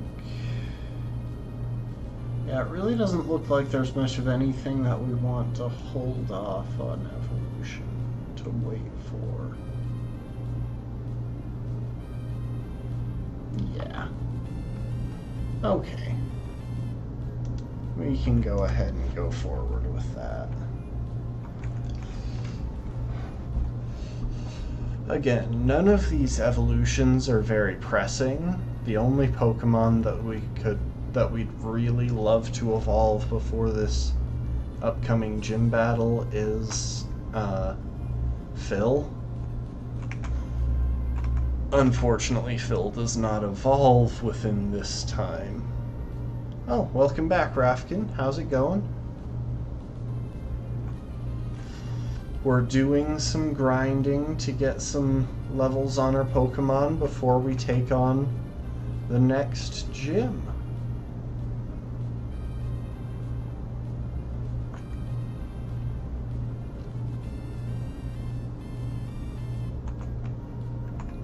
I think Phil has this. One Bulldoze should actually be enough to take out all of these.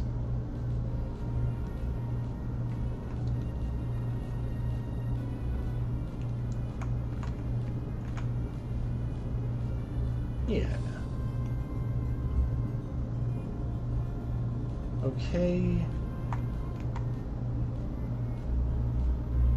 So, Desi the Crobat has hit level 25, so we'll slip her into the box.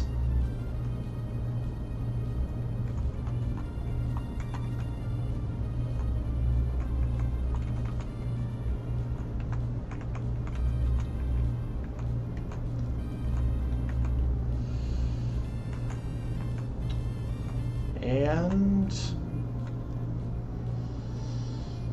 yeah, let's put Phil Bates out in front.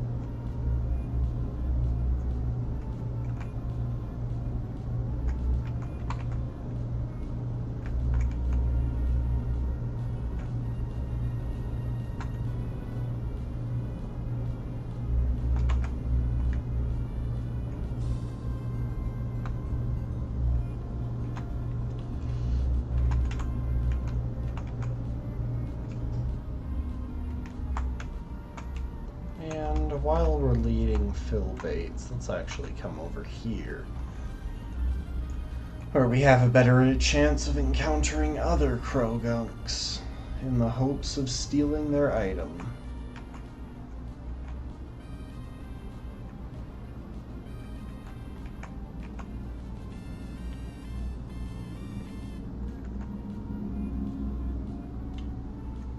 Ollie and Pendra leveled up.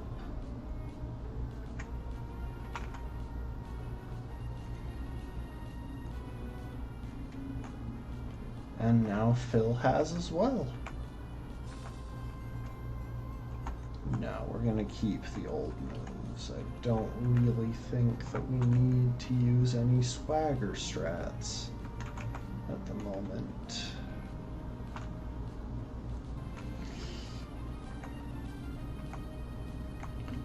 What about you? Do you have a black sludge? No, you don't. See, what we're hoping to come across. Yeah, Rafkin, that is rough.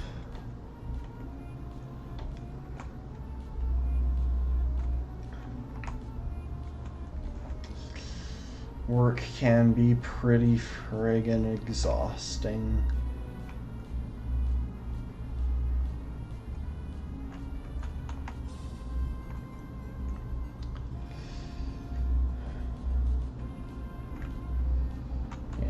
Hoping here that we can run across a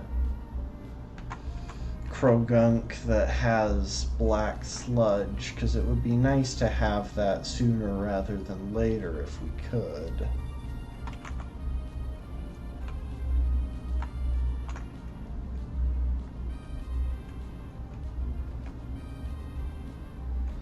Of course, it's only a 5% chance for each Krogunk to have one, and that's not especially reliable, but hey, nothing we can do about that. Just hope we get the item that we want.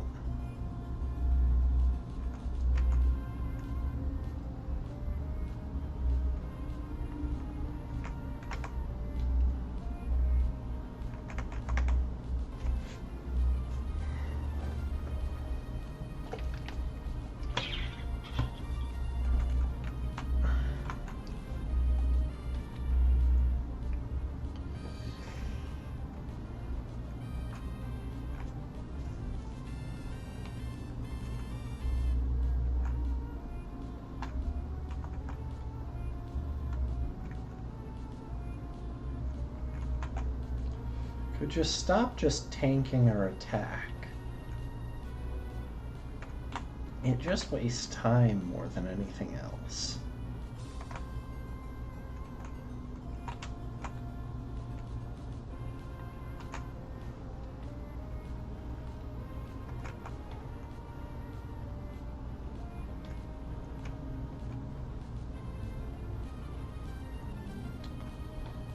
Now see, unlike the rest of our team, I do think that we're going to edge Phil close to the level cap, just because it'll be nice for a little bit of extra bulk when we go into the gym leader's second Pokemon.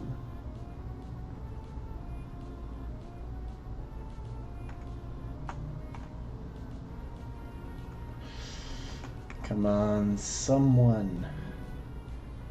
Give me a Black Sludge.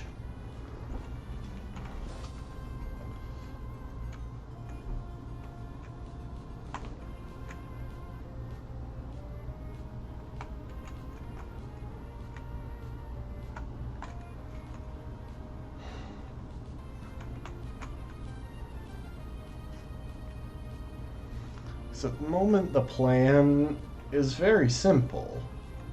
I'm expecting the battle to last exactly 2 turns, though admittedly there is a small chance that it could take longer. I'm reasonably confident that Phil will be able to one-shot the gym leader's first Pokemon with Rock Smash.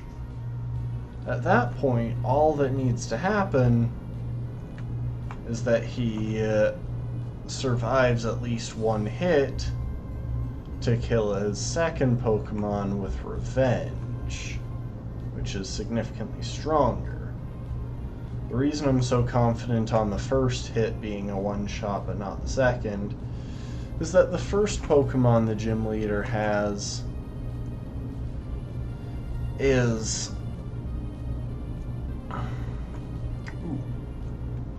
Pendra is learning Bug Bite. And you know what, we're going to go ahead and drop Screech with that pesky 85% accuracy. The gym leader's first Pokemon is double weak to fighting type moves,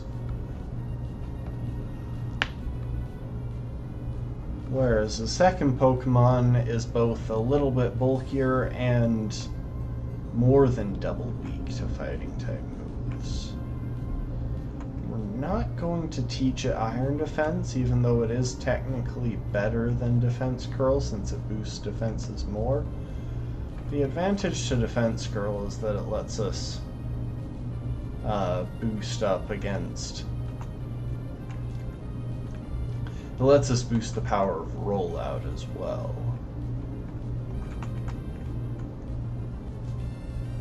Yeah, the only real risk in the strategy that I'm looking at for the upcoming gym leader is if he manages to get a couple of flinches with Bite, But I don't actually think that should happen, because based on what I know about the trainer AI in this game, they're really obsessed with speed control, meaning as long as I outspeed them, they're gonna keep going for moves that lower my speed.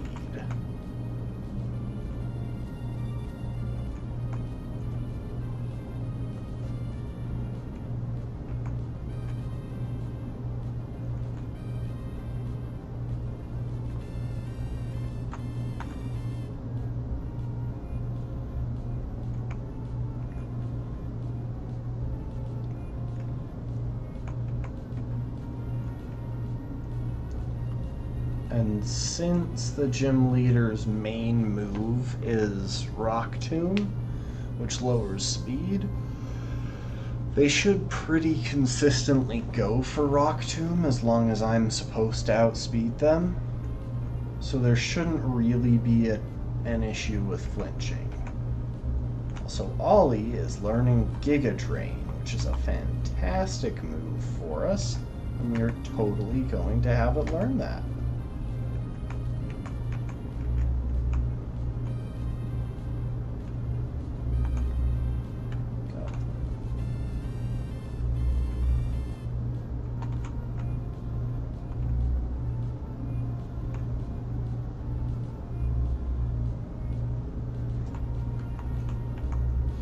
I actually want to head back to town now.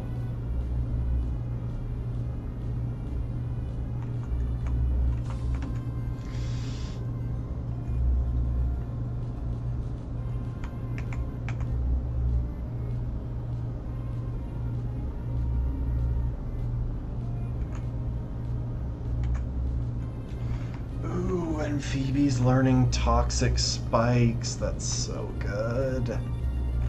Yeah, we can totally draw Poison Sting for that. So, the really cool thing about Toxic Spikes is that once I put down a layer, everything that switches in will get poisoned. Which is really good if we want to make use of Venoshock on one of the team members in the back.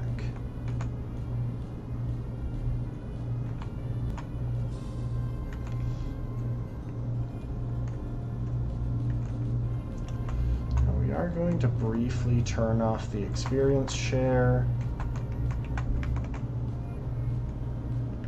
and heal up.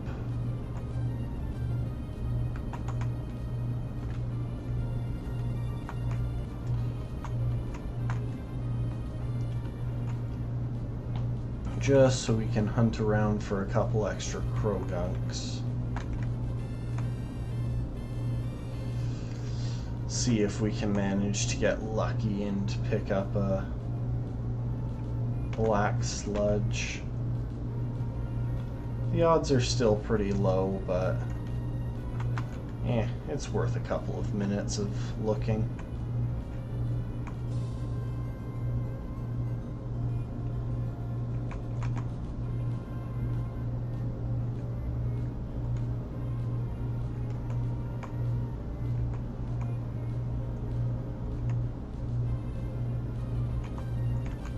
Okay.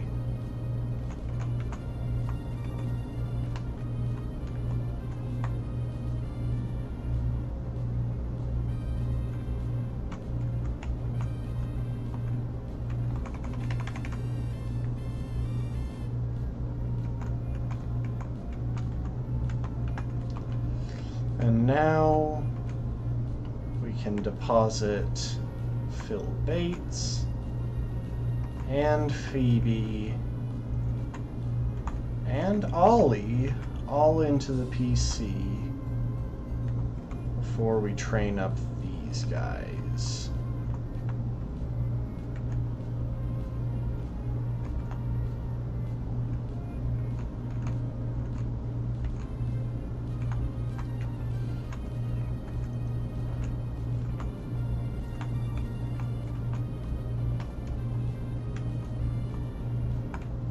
Let's check on the garden first. Okay.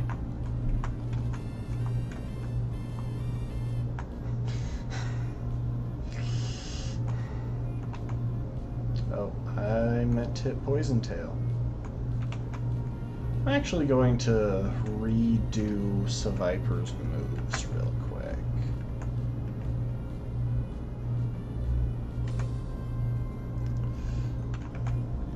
So we've got a couple of better moves to teach it.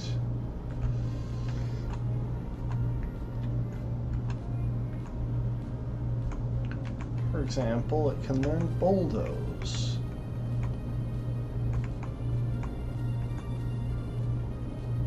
And since its attack is a bit better than its special attack, and since Lick is kind of a lousy move,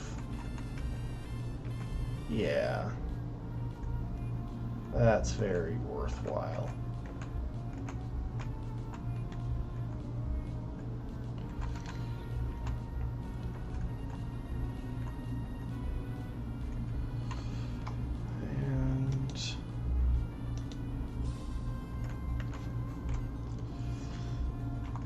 We will also switch up the order of its moves.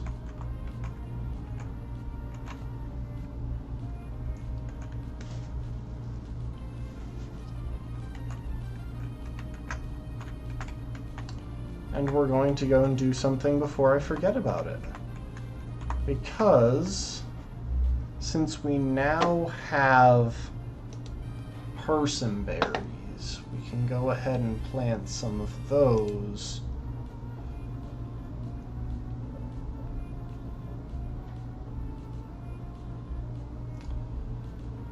To get some extra useful options.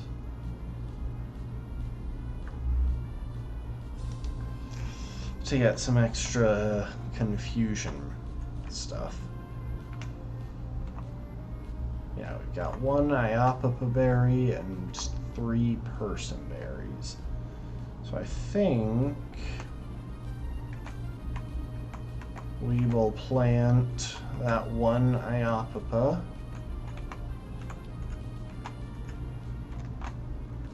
Okay, hold up.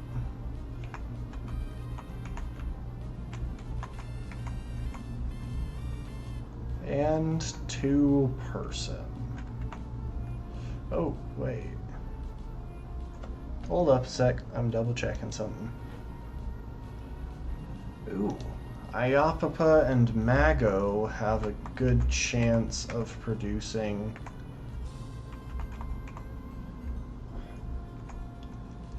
a mutation. So if we go ahead and mulch some berries up here to get some surprise mulch,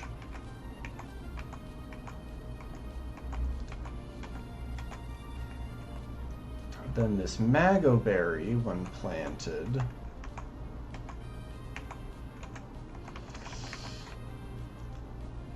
should have a really good chance of producing another type of berry, which will be useful for continuing to expand our options.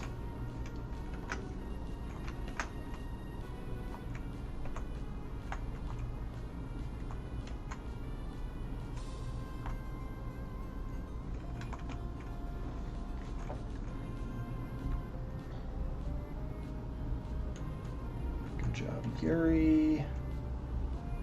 One thing to be said about Yuri, while she doesn't exactly fill a specific niche in the team, she does have pretty good stats for this stage of the game, since she's a single stage Pokemon. She doesn't evolve into or from anything. Most single stage Pokemon have decent stats.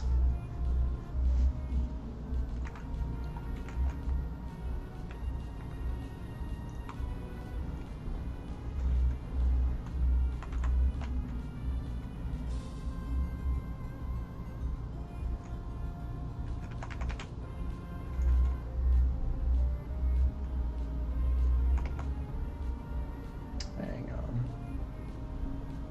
Oh, heck. The experience share was off.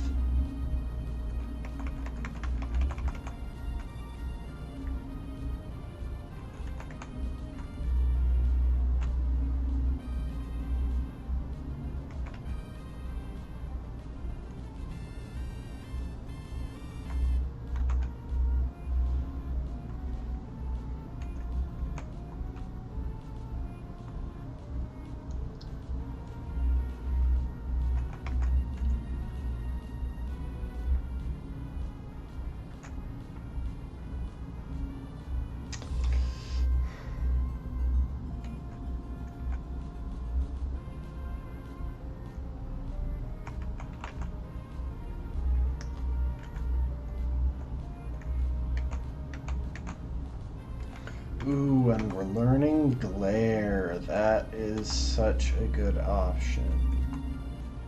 And actually, on the off chance that we find ourselves in a double battle where we want to swipe... I'm trying to think if there are any significant double battles in this game. I really don't think so. So you know what? We're going to drop Swagger. But Glare is honestly such a good move. It's 100% accurate, and it causes paralysis. And on the couple of Pokemon where it matters, it also ignores resistance to electric type moves. Meaning,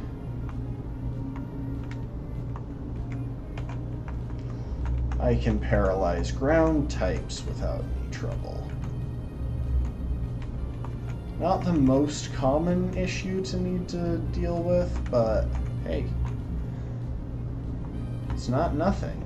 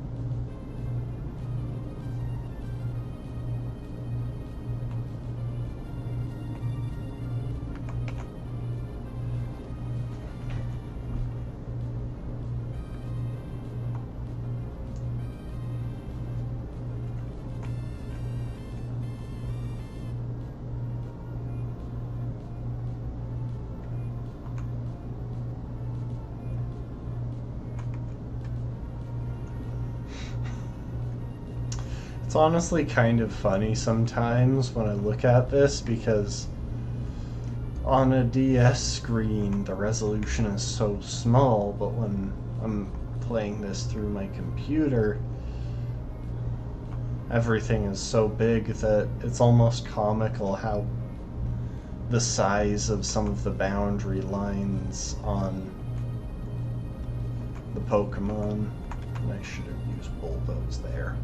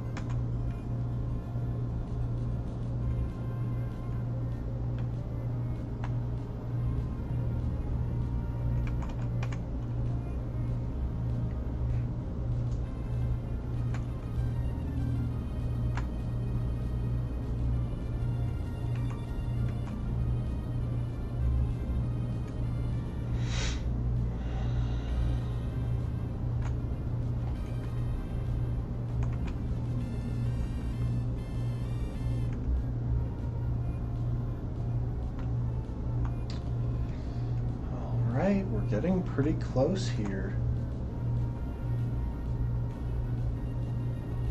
Just a couple more minutes and we should be able to... We should be at the level cap and ready to head off and fight Grant.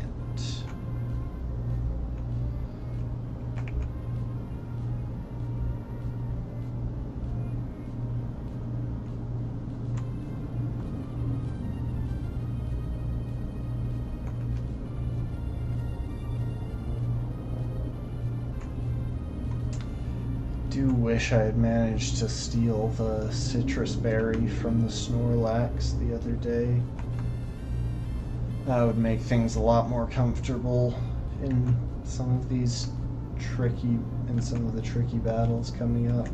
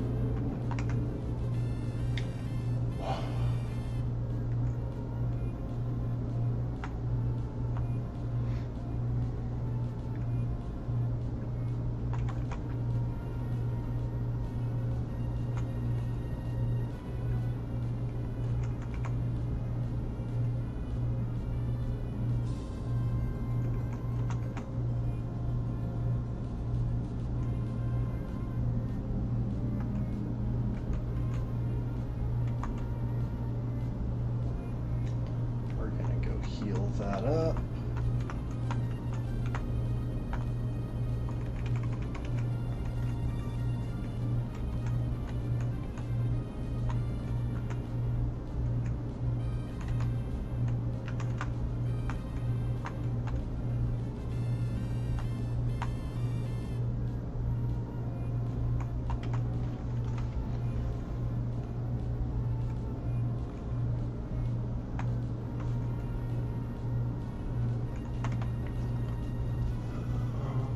Right.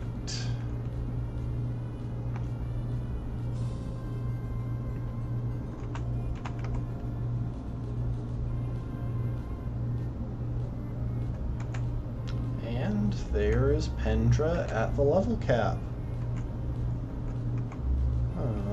Real quick, Pendra, we're gonna reorder your moves.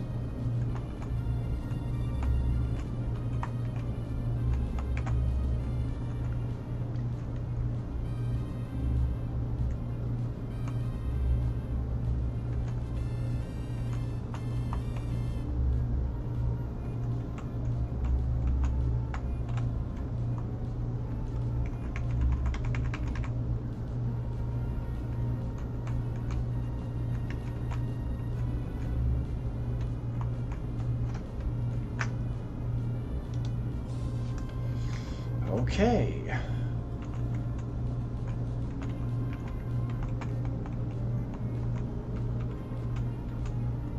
Ollie and Ivan are definitely coming to the gym, as well as Phil.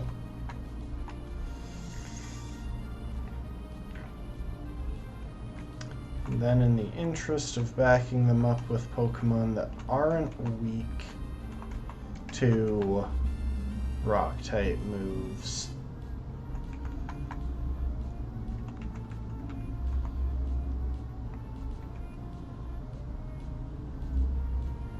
yeah, we'll send them with those two.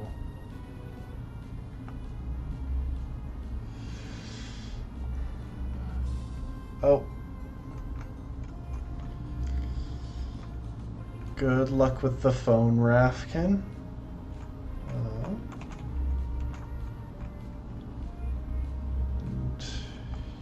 Yeah, you know what?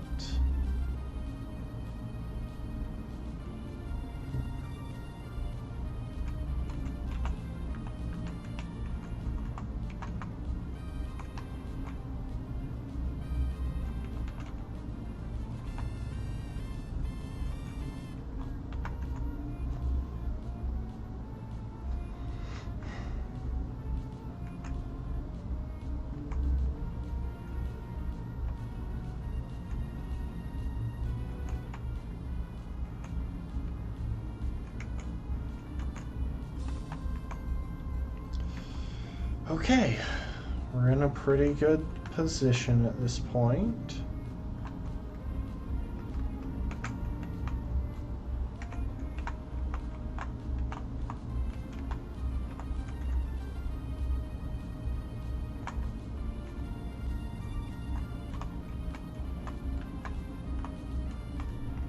And just to double check, experience share is off.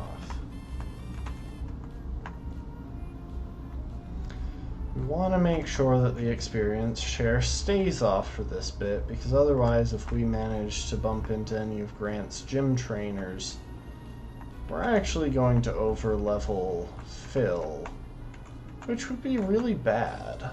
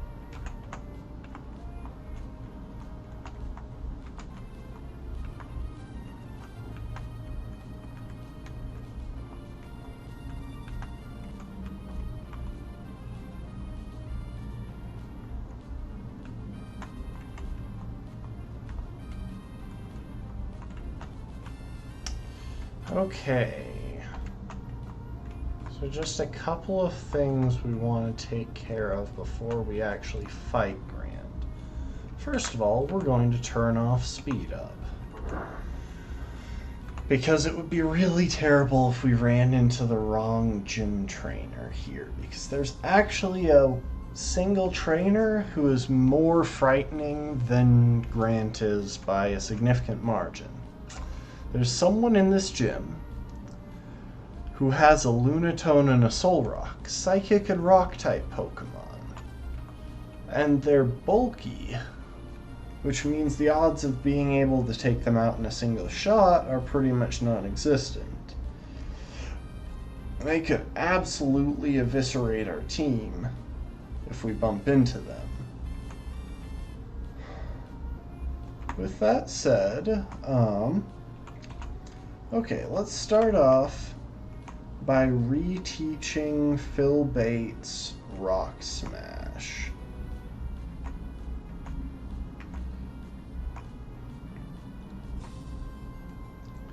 And I think we're going to go ahead and replace Thief with it, because we can reteach that anytime, and we don't really have any plans to steal items from our opponents during these matches.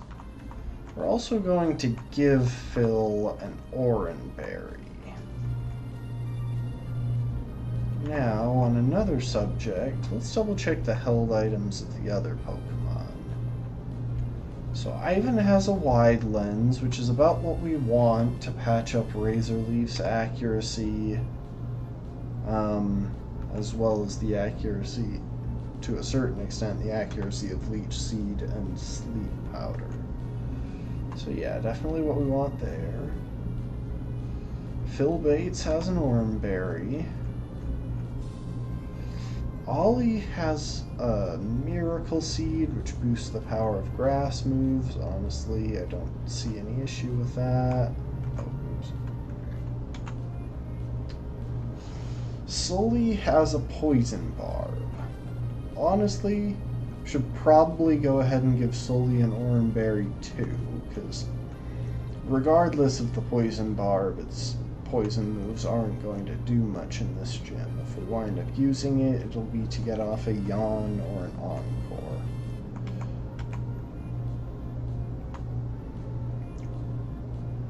Oh.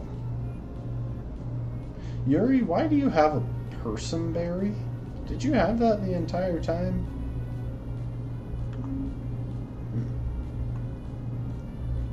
So yeah, that's another one that we should probably give an orange berry to. And then Phoebe, I think we'll give the bug boosting item to boost the power of Twin Needle. So, give an orange berry to Sully. Give an orange berry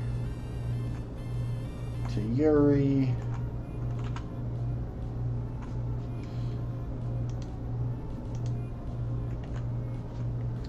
And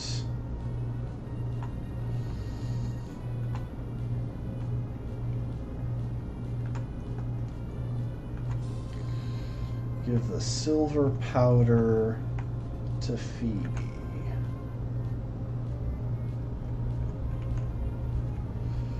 Now, again, ideally, we won't use most of these Pokemon.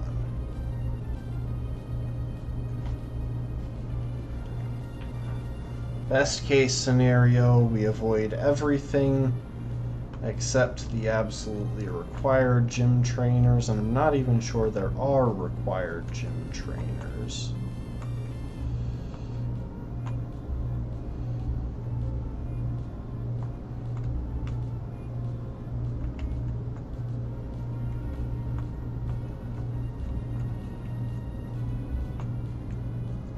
Real quick.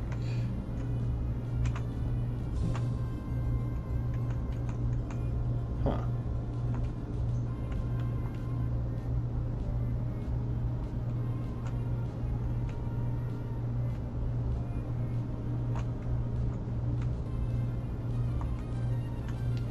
Okay.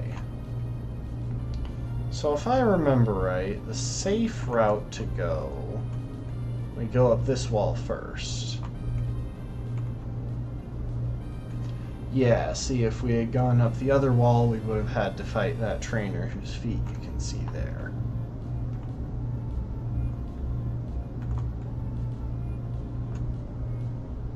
And I don't think that's the way forward. Yeah, this looks like the way.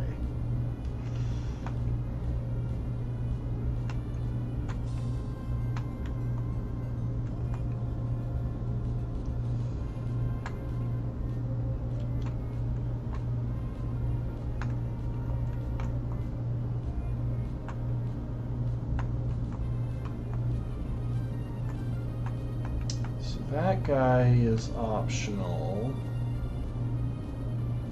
which means we don't want to use that rock wall. And I see those feet back there. I believe she is the person who has the Soul Rock and Lunatone, so we really don't want to run into her.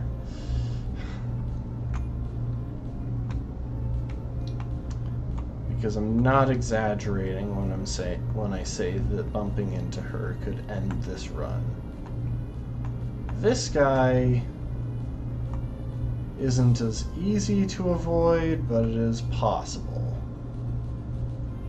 And by sidestepping him, we are now safely up to the gym leader.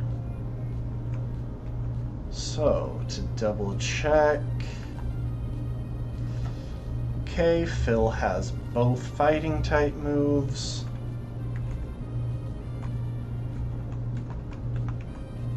And I am going to double check real quick and make sure that there isn't a better held item that we could use for him. Infatuation doesn't come up in this battle. Power Herb and Mental Herb aren't necessary. White Herb won't really be necessary even for the speed drops. No, no, no.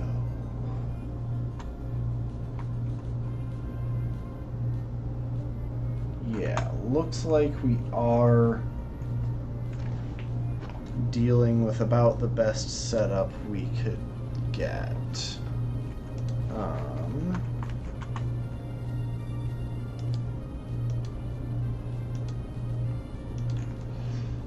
double check his first gym battle. Yeah, I don't think we can get a cherry berry yet.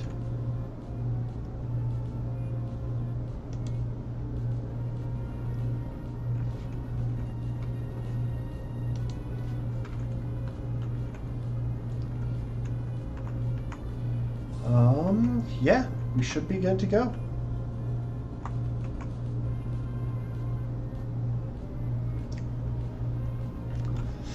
Let's do this.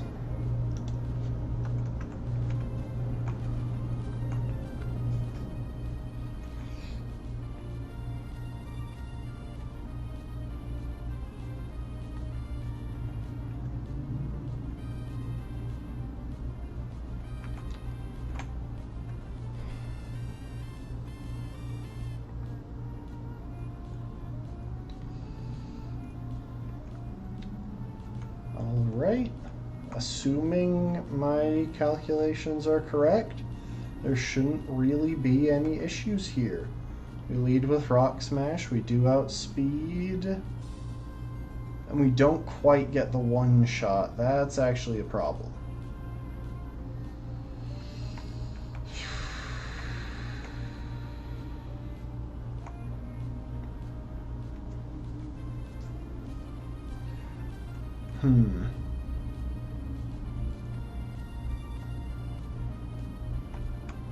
So you know what? We're actually going to go for Revenge here because it's a bit stronger and it will get the one shot. And because we got lucky there and dodged the takedown, we can actually afford to at least try and stay in a little bit.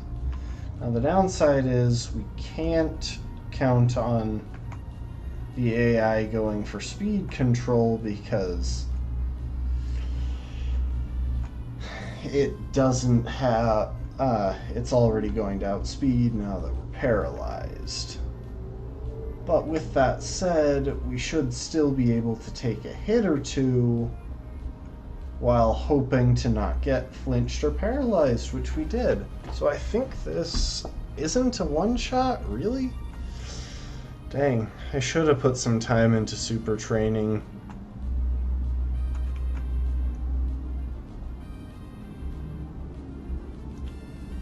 That'll activate our Oranberry.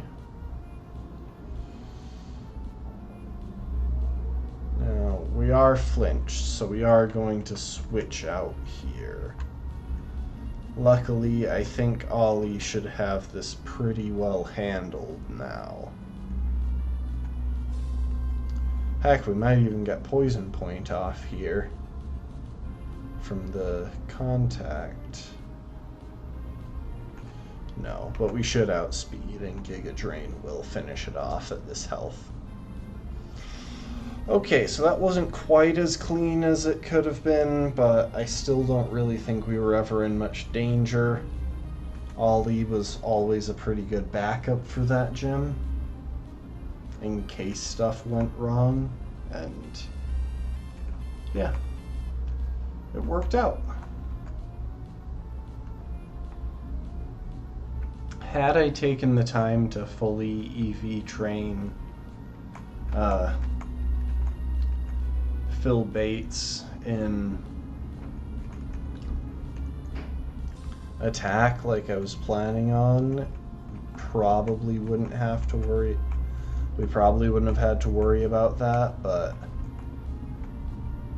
you know what? I am okay with how things turned out. We were safe from critical hits, even a critical hit on that last attack from Tyrant. A critical hit on either of the attacks from Tyrant wouldn't have killed us.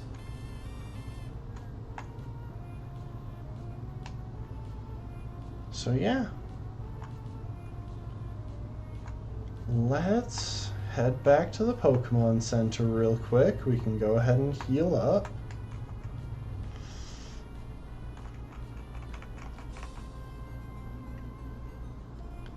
And then we'll find a nice location somewhere here in town to sit down and have the outro.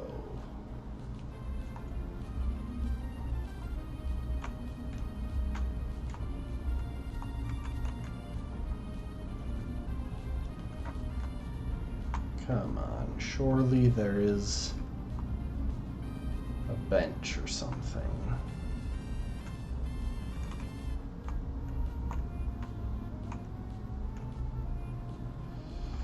Really? That's a pity. I was thinking there would be like a nice... Oh, there are benches. Let's see. Oh, they don't do a fancy perspective shift. Well, with all that considered then, here we are. So yeah, that was a pretty successful chunk of the run, I think.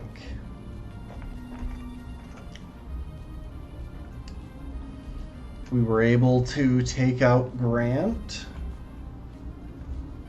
and do so without any deaths, and our full team is up at level 25 by now.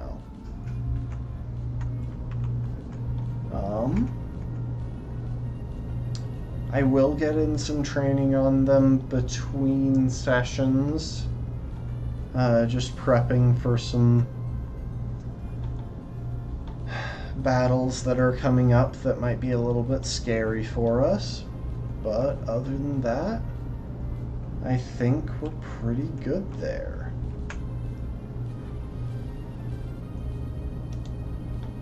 So, with all of that, I just want to say thanks so much for coming to watch, and I hope y'all enjoyed the gym battle. Have a good evening, and bye-bye.